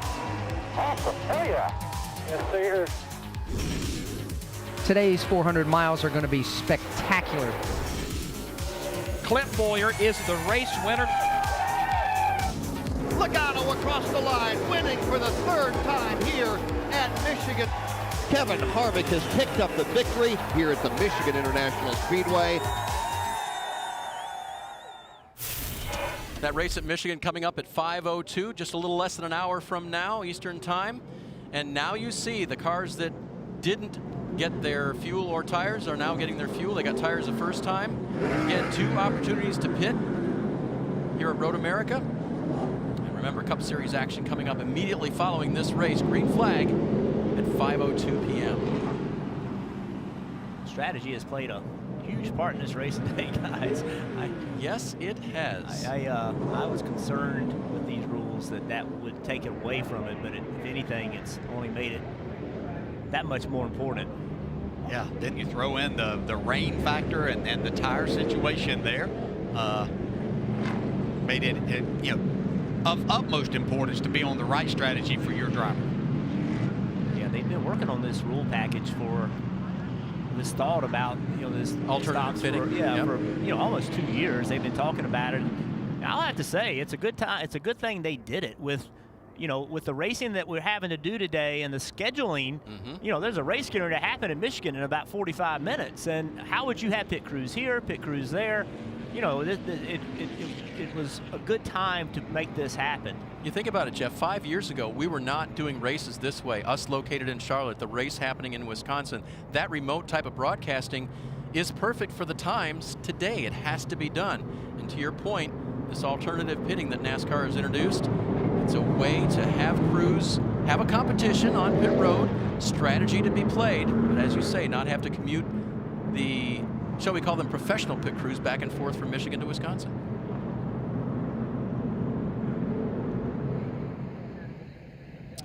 So, remember when Kaz Grala was at the back of the pack taking care of his fresh tires? Now, I'm not convinced this lineup is exactly what we're going to see before we get to green, but it looks like right now he may be the race restart leader. And things may have fallen crew chief Andy Street's way with Kaz up at the front. He's at least going to be up in the front bunch, it appears at this point.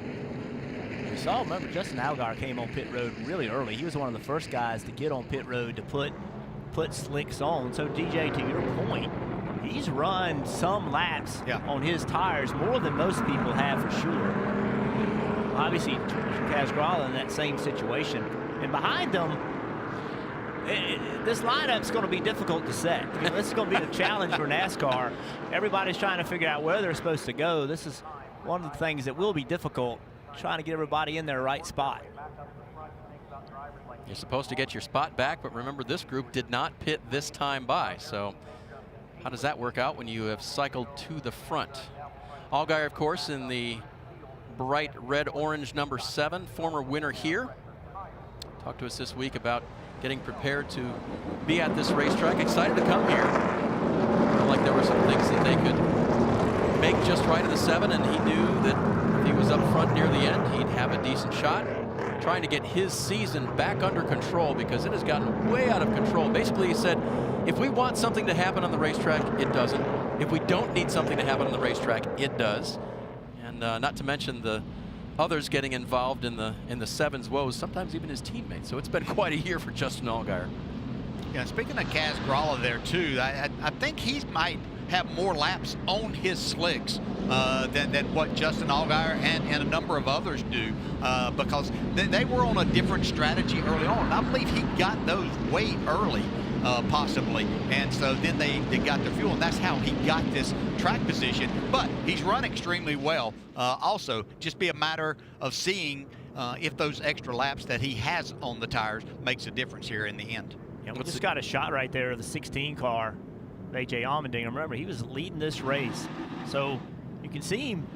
There he is right there. Look at all the work he's got to do to go get that back, to go try to win this race. Look at all the cars he's got to go through, along with Justin Haley, Ross Chastain. These are the guys that have been the fastest most of the day. They're going to have to find a way to roll through here without tearing their race cars up. And fast cars out front, Kaz Grala, Allgaier, Noah Gragson, Cindric, they've all run really well so far today. So if Justin Haley, Allmendinger, Chastain are going to get themselves back up, they're going to do some fantastic work in just a few laps. And the other thing that you see there, Jeff, all of this, the pavement isn't dry yet. So as you're trying to maneuver around these cars, you might find yourself in a situation in some of this wetter pavement with these slicks that you don't really want to be in, a chance that you might not normally take, but you're going to have to here. Lights are off on top of the pace car. That means they're coming back to green.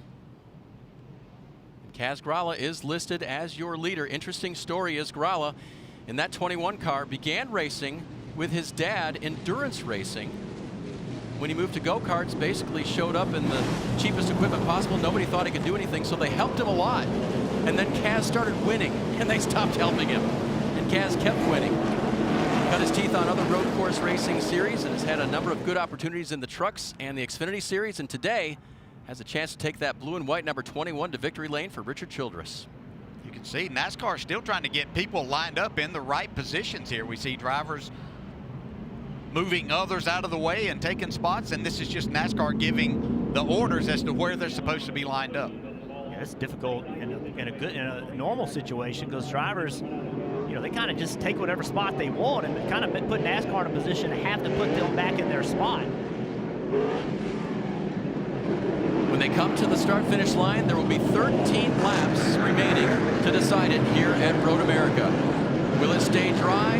Will there be another caution? Who has the best tires? Who can get through traffic that just pitted and put on fresh tires? We shall see as they climb the hill toward the start-finish line. Control car is that car to the left, the 21 of Kaz Grala. He should be the first to fire up, but Justin Allgaier is going to try to make his way to the front as they head toward turn 1. Here they go. Green is back out at Road America.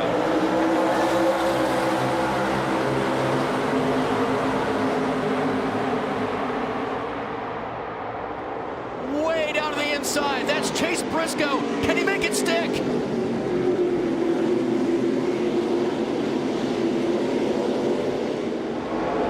Still 3 wide. Now they fan out to 2 wide. Still a battle for the lead up front. Allgaier in the 7. The 21 is Grala. Allgaier have the preferred line if he can hold on there, and it looks like he's going to be able to now. Be a matter of who does the best job of braking right here. And this corner is very tough under braking. We've seen a lot of guys lock their tires up getting into this corner. Here comes Allgaier. He makes it stick nicely into turn 5. Good Allmendinger. He's made a lot of spots up, had a good restart. And a lot of time left. Cindric now going for second.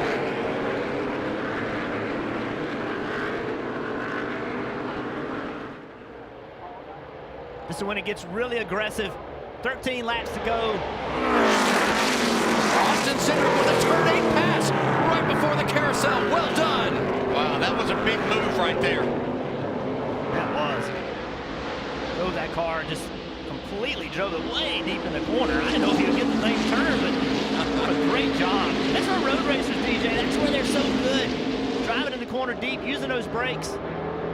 Yeah, understanding what their capabilities are in situations just like that.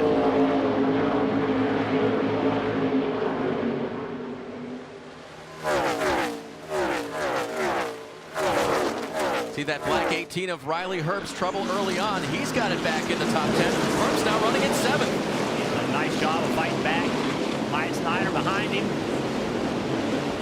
Yeah, Mike's been really solid all day. When the track's been dry, he did a great job during the rain part of it. We can see Cindric here in that 22. Wow. You can see him trying to dive right there and make a move. He wants that lead. He wants it now. Well, he knows if he doesn't get by quickly, that's going to allow some others to catch up, and then it becomes a more difficult pass to try to make on Justin Allgaier. Going to try to outbreak him here into turn 1. Had that great outbreaking move into turn 8, last lap. He's going to do it here. Will the 22 hold? It does. Allgaier tries to do the crossover. Not going to happen. He makes that look easy, but it's nothing but easy. To outbreak somebody, another good race car driver, by that much. Essentially, that was 2 car lengths. Yes. He was outbreaking to still make the corner. And remember what Austin told us this week. That car last year, one of the worst he's ever had on the track for wheel hop. The inability to get the car slowed down without bouncing the rear tires and out of control going into the corners. He told us under the rain delay, they fixed that. They might have had some other things wrong today, but that was proof that the 22 can make it into the corner.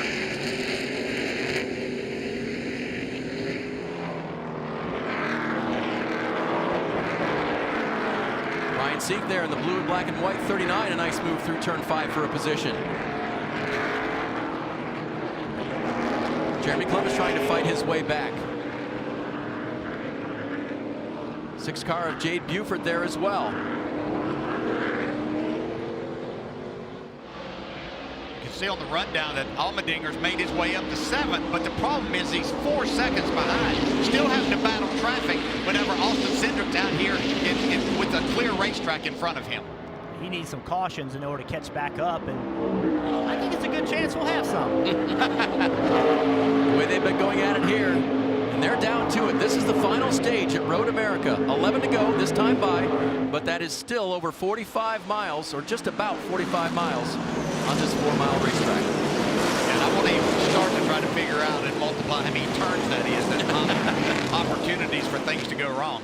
Riley Herb's doing a really good job keeping A.J. Allmendinger, one of the best road racers in the country, keeping him behind him. Doing a really nice job right here. Yeah, I'd be careful because you don't want to get A.J. frustrated. A.J. took care of that matter, but Riley still is doing a really good job, especially from the way his day started of flat spotting his tires early on. See those yellow stripes on Riley's back bumper? That means he's a rookie in the NASCAR Xfinity Series. A lot of experience and road course racing experience just past him. Diving down to the inside, Justin Haley trying to make a move on Mike Snyder in the yellow 93. Haley through for the position. That will be for 8th. Yeah, that was textbook right there.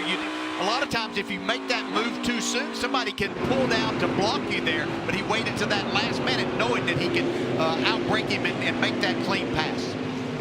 Snyder now under assault from Alex Labbe, that red and white number 90. On board with Chastain, being fought by Sieg.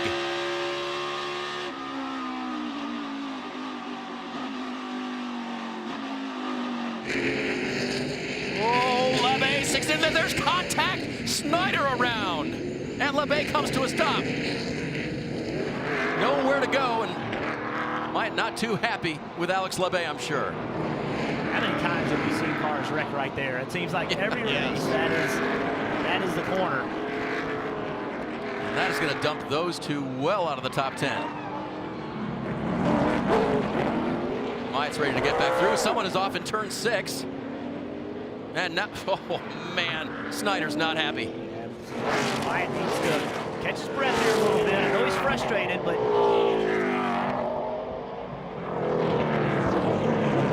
his way around the 0 car. That was Mike Wallace. See what happens down here in turn 5.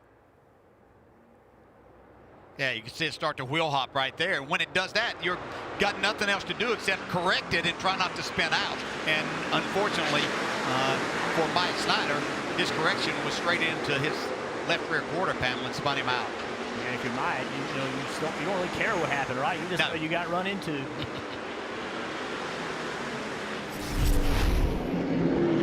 Careful, keep it on. We saw Chase Briscoe. That pass right there, that is for 4th. On the restart, he was 16th. We saw saw the bold dive down to the left-hand side of the picture, down into turn number 1, and boy, has he made up ground. 98 car. See if Allmendinger makes a move. There he goes, trying to get underneath Nolan direction. Nolan's a good road racer, too. He tried to drive in there as deep as AJ, when you saw the back of the car start moving around. Now AJ in that white car has the preferred spot. Noah's going to have to give it up. It was almost like Noah took that glance as they got to the corner to see where AJ was and maybe just missed his mark by a couple of feet getting into turn 1. That opened the door for AJ Allmendinger to make that pass. Parker, you've got more? Oh, guys, I just think this is incredibly impressive at AJ doing that. Course ace, but remember, the tires here wear a ton, especially early on, especially that left rear as you're trying to pass cars, you get the power down, and he's basically taking care of those cars, passing cars so well. And to think, you know, we didn't really run much of this race under dry conditions. I can only count 1 or 2 cars that I saw make adjustments from those dry conditions earlier on when we ran those first few laps. So he's doing this to the car that's basically the same as they came off the truck. We talked about him having to make passes on these cars. He was 4 seconds behind. So he's managed to make up a couple of more spots and gain some time on the leader, Austin Cindric. See Allgaier in the red 7 and the 21 of Gralla hanging on in second and third, but now getting lots of pressure from Briscoe, and Allmendinger is right there. And Allmendinger just ran his fastest lap. Careful of that block there. But that was Briscoe setting up the pass on Gralla. But it opened the door for AJ to stick his nose in there, see if he's able to complete this pass. Boy, he just clipped off the pavement there. Plenty of room down here in Canada corner. We talked about AJ needing a caution to make this work. Well, maybe he doesn't. I mean, you know, he can see Austin Cindric. He's been able to get a glimpse of him. And from a driver, man, that's like throwing the motivation out there. You see the leader. He's had a great drive getting back. Briscoe missed the corner right there. That's going to give AJ Allmendinger a big run down this straightaway. Now out braking Chase Briscoe, that's going to be difficult. Couldn't do it at Indianapolis. Can he do it here? He'll take a look. He's taking that blocking line as Briscoe. Here comes Allmendinger. Wow, can AJ make this corner? Boy, not without a lot of help from Briscoe, giving some room, I believe. That was a little bit of payback from Indy, because when Briscoe outbroke Allmendinger in Indy, Briscoe acted like he wasn't there, you know, and just kind of ran him off the track. So Allmendinger was like, all right, here it is back at you. So now Allmendinger only 3.5 seconds back from Austin Cindric. Everybody should be good on fuel. Everybody should be able to run this out and run 100%. Now, if you had a green-white checkered situation, that could cause a potential problem, but I believe that everybody should be able to run as hard as they need to right here. That's right. If the caution comes out late in this one and NASCAR has to let this race go beyond its scheduled distance, they will initiate the green-white checkered policy, and at this track, that's a long couple of laps, DJ. Yes, it is. Yeah, you can save a lot, but even the caution laps are long, so you're using up that fuel, and then you've got 9 miles of racing to do.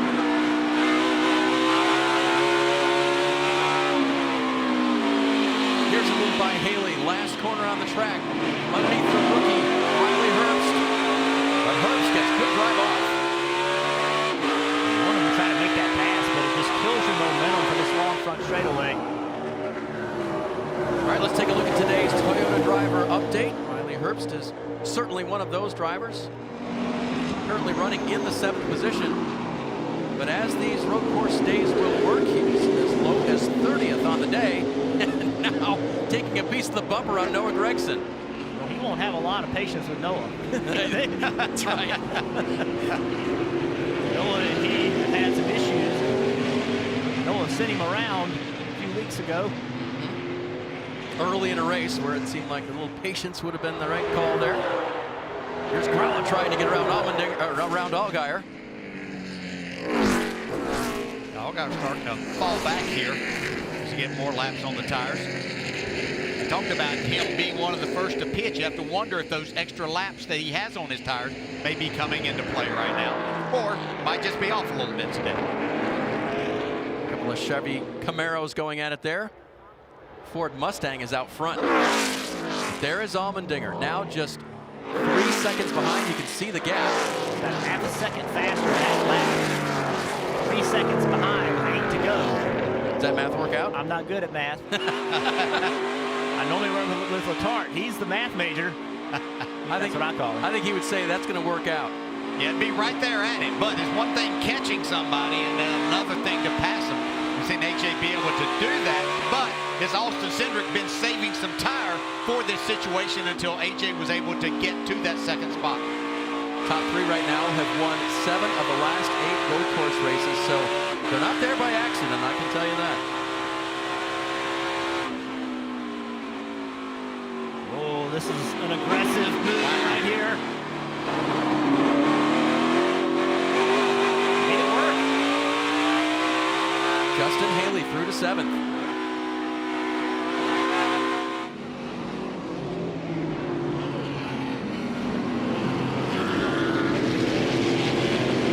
Sunshine now bathes 640-acre road America. Folks, if you were on board with Haley or you look at these shots and you think, man, this would be a great place for a picnic or a day to hang out with the family, well, you're right, but it's 10 times better with cars driving in anger around its 4 miles. This is what people come for, and it has been a day full of everything for the fans here at Road America.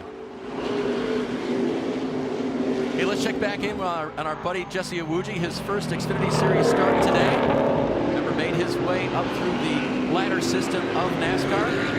Lieutenant Commander in the Naval Reserves. He's having a good run of it today because I say, guys, the car is in one piece and Jesse hasn't ended up in the gravel trap. Yeah, he's still going around, and that's a major accomplishment, especially the first time at a place in a difficult road like this. We had to tell that this great ladder right here. Allgaier trying to hold these guys off.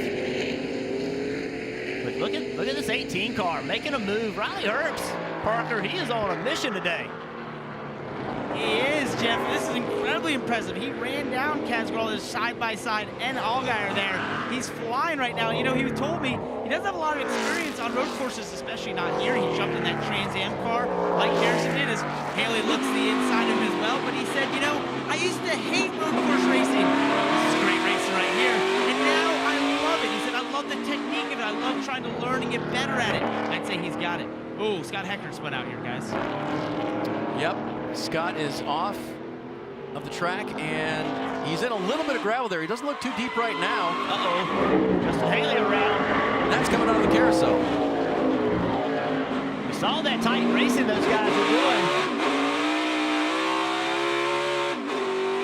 Yeah, you have to wonder if there was some contact there. And Heckert is outside of turn 6, so he's at the top of the hill, just off course, but it doesn't appear that he can get any fire in the 78 car.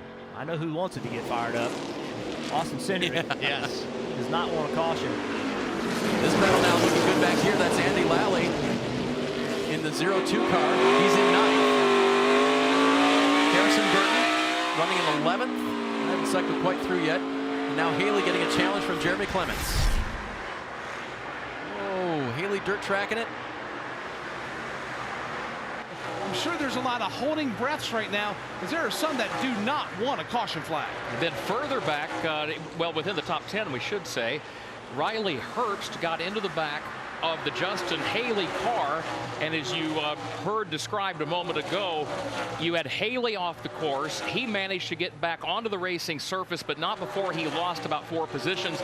He comes back around in the 12th position, and now the caution is unfurled. So the caution flag is out once again here this afternoon. It flies this time with just under 6 laps to go. This will be our 6th caution on the day, as Austin Cindric will bunch up behind the pace car in just a moment. He is the race leader at Road America.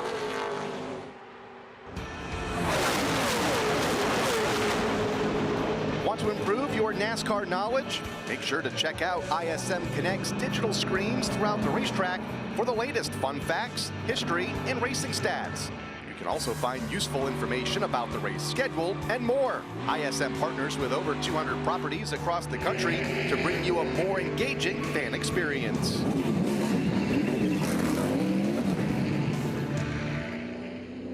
Now we're easy top 10 car. Before you dive into the race weekend, get up to speed with MRN Out Loud. That is what makes an extraordinary team. I'm Woody Kane, inviting you to join me every Thursday as we talk to NASCAR drivers and crew chiefs about the coming weekend's race. There's a lot that we've been working on. And let you know when and where to hear MRN's coverage from the track. It's one of the older race surfaces we go to. Gear up for the race when you catch MRN Out Loud, streaming every Thursday at MRN.com or wherever great podcasts are found.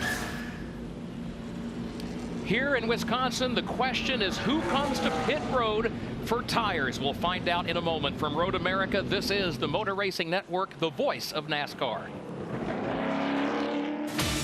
The NASCAR season is back. Hi, this is Alex Hayden. We're headed back to the racetrack, and while fans won't be with us in person, the Motor Racing Network is setting up a virtual tailgate party. Tweet us pictures or videos of your race day setup. Use the hashtag NASCAR Tailgate. We want to hear from you. Find us on Twitter at MRN Radio. Use the hashtag NASCAR Tailgate. We may feature your tailgate on an upcoming MRN program. Be a part of NASCAR's tailgate party on the Motor Racing Network. It's Rip the Fence. Alex Bowman is here. Jeff Gordon, your boss, was there one night, slinging back whatever he was drinking. We won't confirm what he was drinking. Maybe we'll do that in a little bit. He was drinking Stella. Stella Artois. Wow, classy. You can misconstrue that between arrogance or confidence, and sometimes there's a fine line. I think the mustache was the confidence. Definitely.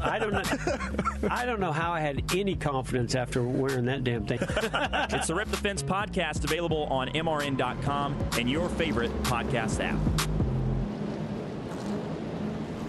I'm Chase Briscoe, and you're listening to live NASCAR Xfinity Series racing on the Motor Racing Network. Now, back to the race.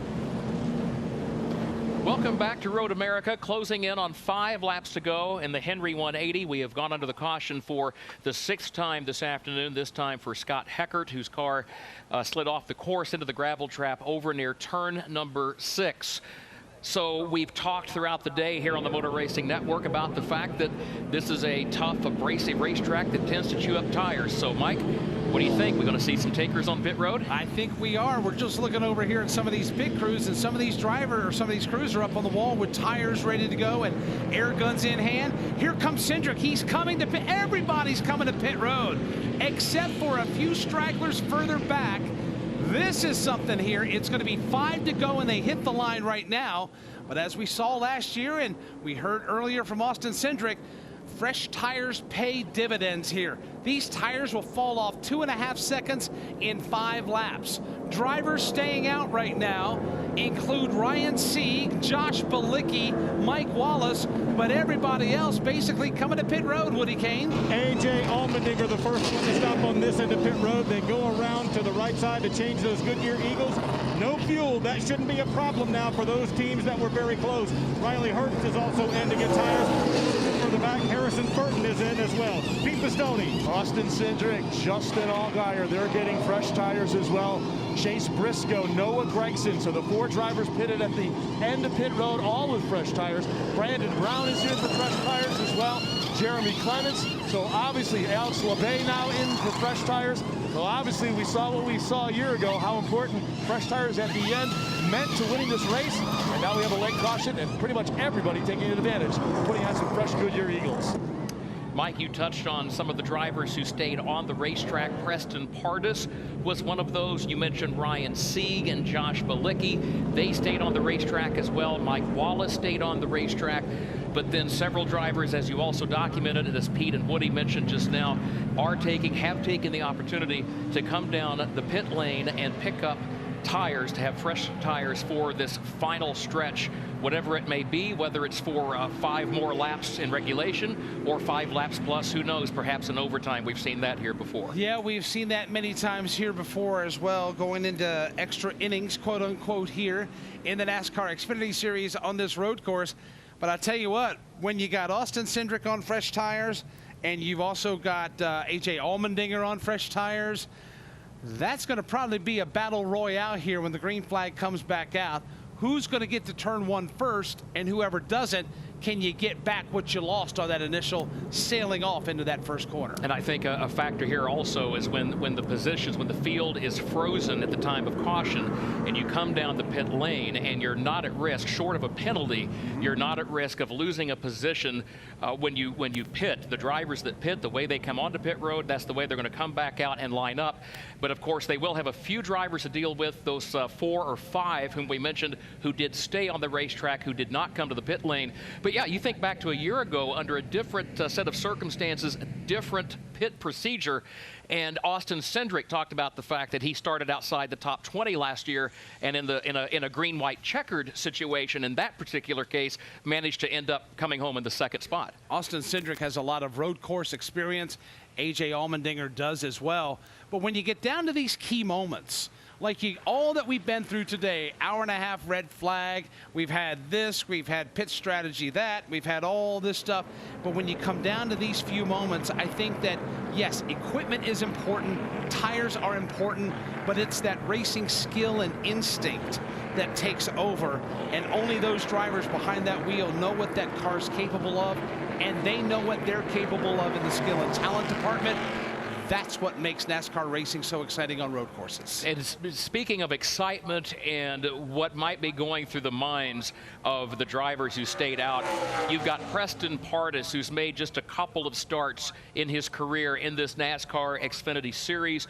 Ryan Sieg, who's run so well in this series for many years, has come close but has yet to nail down that first career victory. Josh Bilicki, we talked about him racing here in front of the home state crowd today, 65th career start, looking for a first career win. You've got Mike Wallace, 61 years of age. He's one of the 4 drivers who stayed on the racetrack. He will line back up shortly in the 4th position. So those are all drivers. They're going to have their hands full trying to fend off those drivers on the fresh tires, no question about it. But a win to any of those 4 would be huge. With the new pit procedures that we have here today, yes, the field is frozen and the like. However, if you opt not to come down pit road, you then will assume the lead. And the first car across the line was Preston Pardus. Then you had Ryan Sieg. Then you had Josh Bilicki.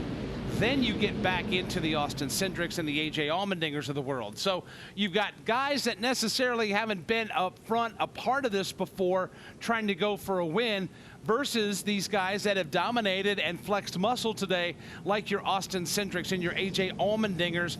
We've got quite a mix. They're going to be coming to 4 to go.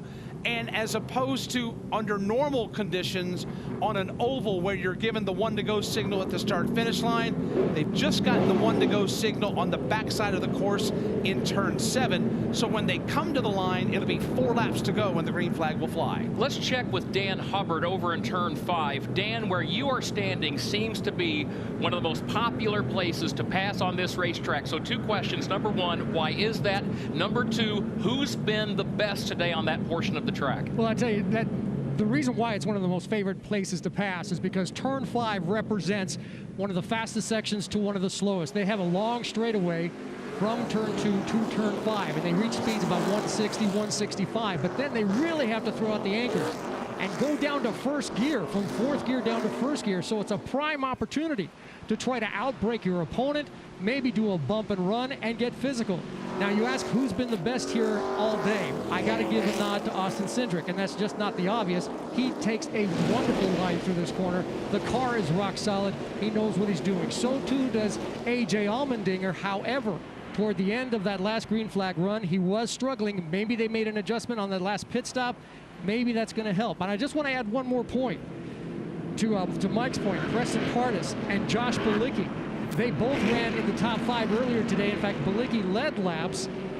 Yes, they got older tires, but don't expect them for one Wisconsin second to pull over and let the Cindrics and the Allmendingers get by them. They're going to put up a fight when this race goes green. Here we go, race fans. Pace car is off. The field is just cleared turn 14.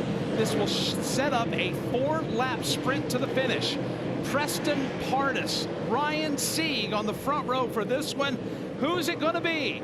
Who's going to win the Henry 180 for the restart and a trip to the Geico restart zone? Here's Kurt Becker. Here comes the field now, looking for the green flag. Pardus at the front of the field, lines up, looking for the green.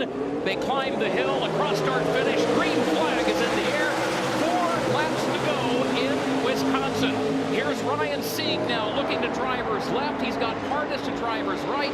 Austin Cindric is trying to bull his way through as well as they all go working around turn number 1, off turn number 2, and headed for 3. Down the hill they come for the first time back up to speed. It's Preston Pardus trouble.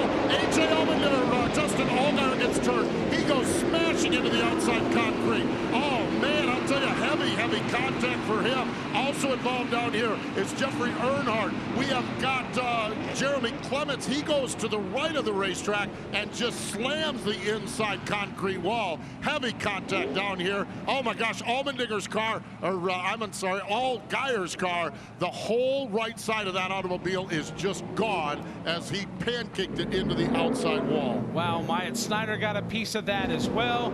Also the car of Jeffrey Earnhardt, but Allgaier with the sledgehammer shot right into the wall will put us back under the caution flag, the 7th one of the afternoon. We saw a lot of aggressive maneuvers and Austin Cindric on his way back to the front of the field, but that was stopped short when Justin Allgaier got hooked and turned, and he slammed hard into the wall, and 2 other drivers went along for the ride as well. Everyone shuffling and battling for position, and Steve, a couple of times today coming toward you in turn 3. Yeah, they've stacked them 3 wide, but I think on that restart they were almost 4 wide. You had drivers hanging a couple of tires off into the grass, and this late in the race, something's got to give. Yeah, Allmendinger was to driver's right, and the car kind of bobbled. I don't know if it was contact or whatever it is. It actually looked at 1 second like he was going to go off to the right, and it came around to the left and went straight across the racetrack, right in the middle of traffic. It got sideways in the grass. We talked about that grass being wet, and it looked like it actually accelerated, and passenger side just flat into that outside wall. While they were recovering behind him, Jeremy Clements looked like he might have had a little contact. His car veered to the right. He hit nose first the concrete wall off the right side of this one.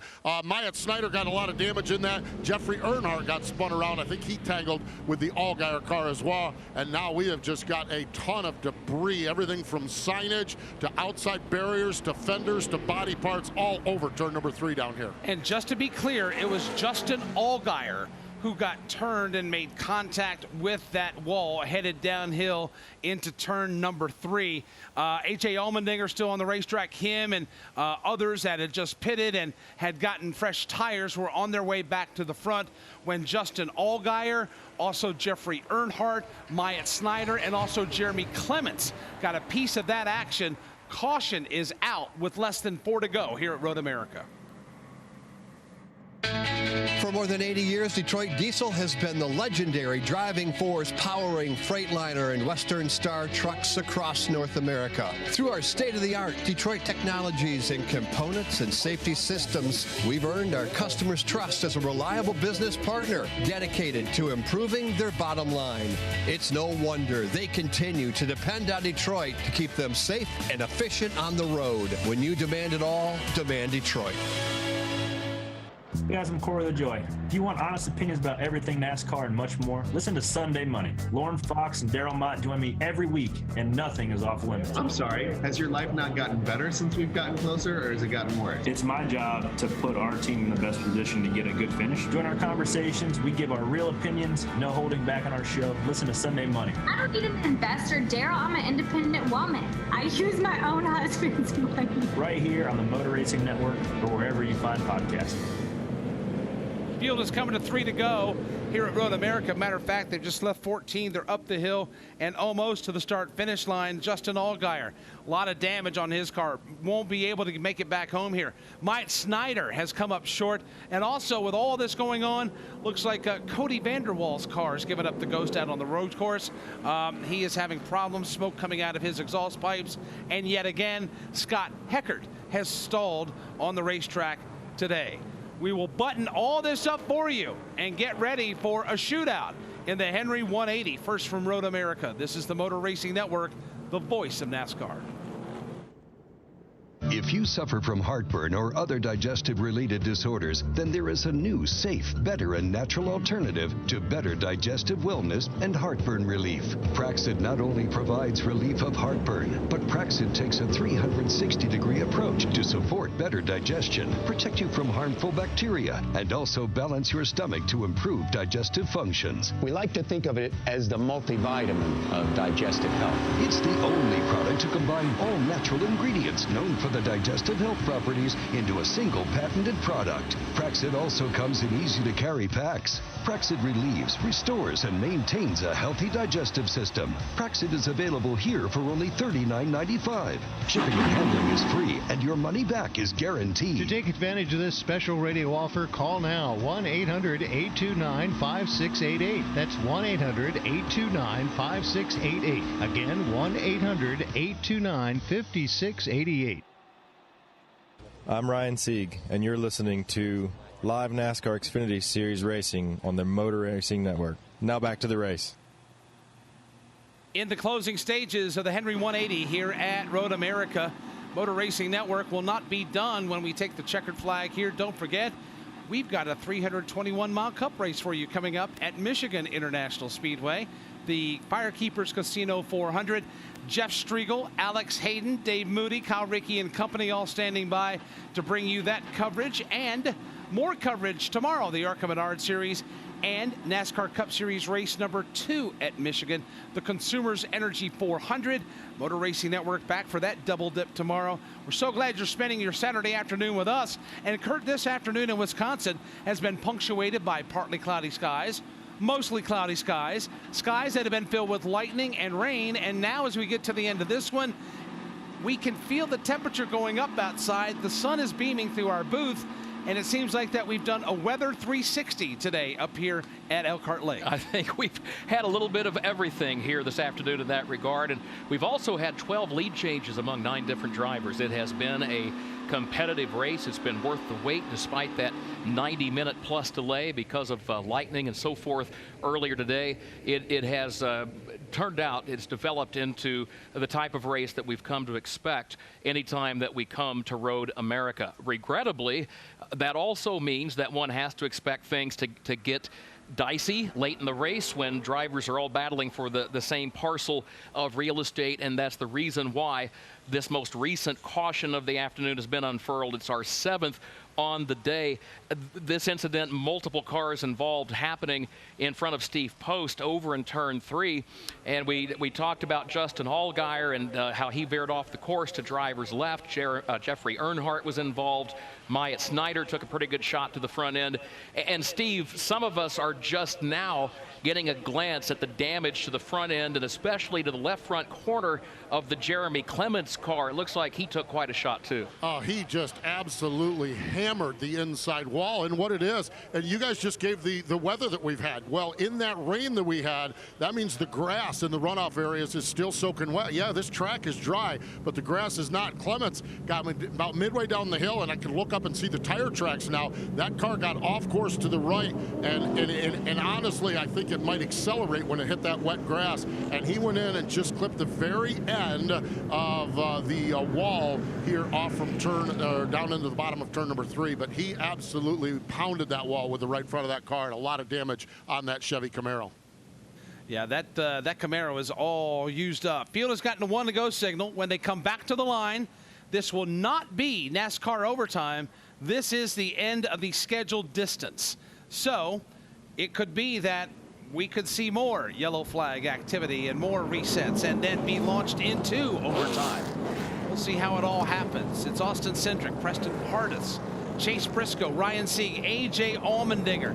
Kurt, I still think we've got some contact left to come in this thing. Yeah, I think it's entirely possible based on experience over the years, the 10 prior visits of the NASCAR Xfinity Series here to Road America.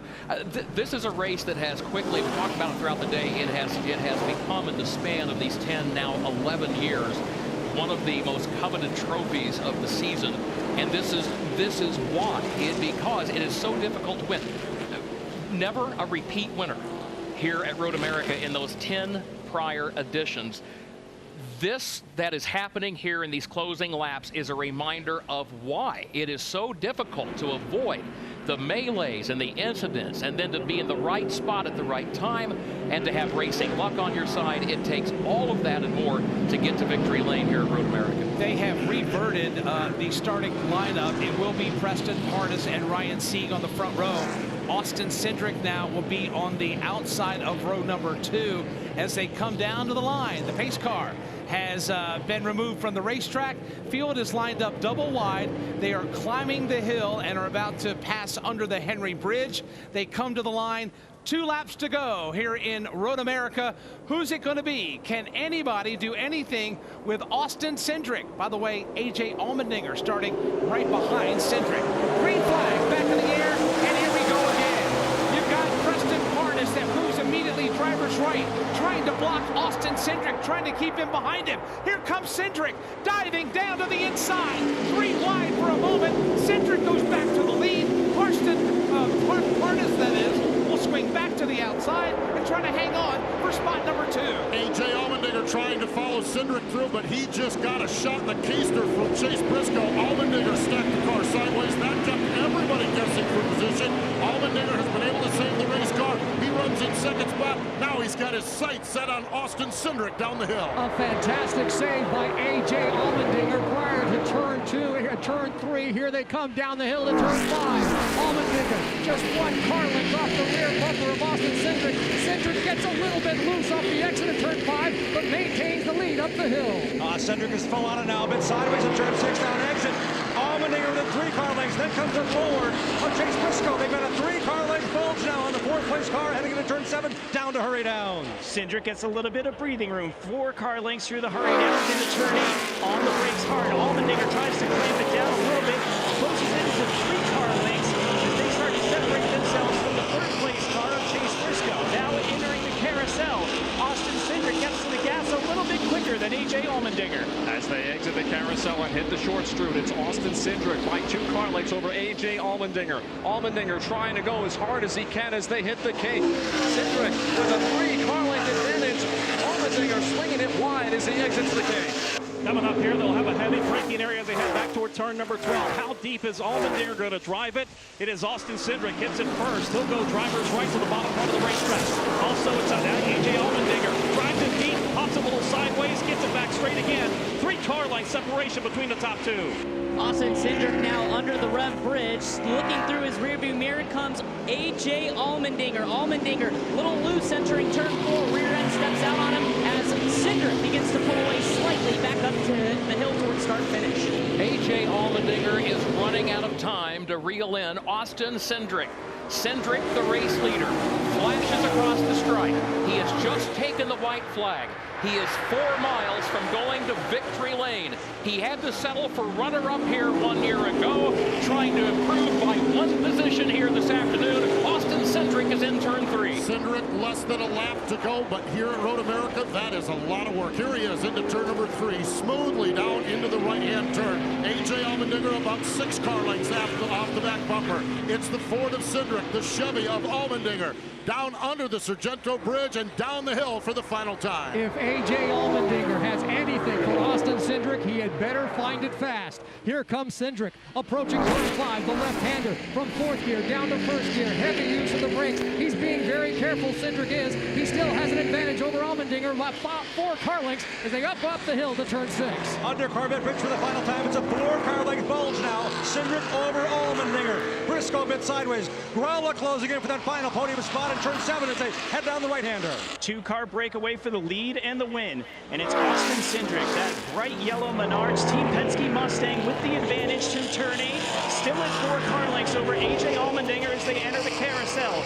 Downshifts into 3rd, goes for the gas, throttle steering now through the carousel. That advantage still 4 car lengths for Austin Cindric on the final time on the carousel. Cindric for the final time exits the corner, now hits the short strut. The quick white hander here in the cake. Allmendinger is closing though. He's 3 car lengths back, trying to muscle that car for all it's worth. The Ford and a Chevrolet going to settle it here in Road America. A.J. Allmendinger's trying to give it all he has for the final time back in Canada corner. Turn number 12.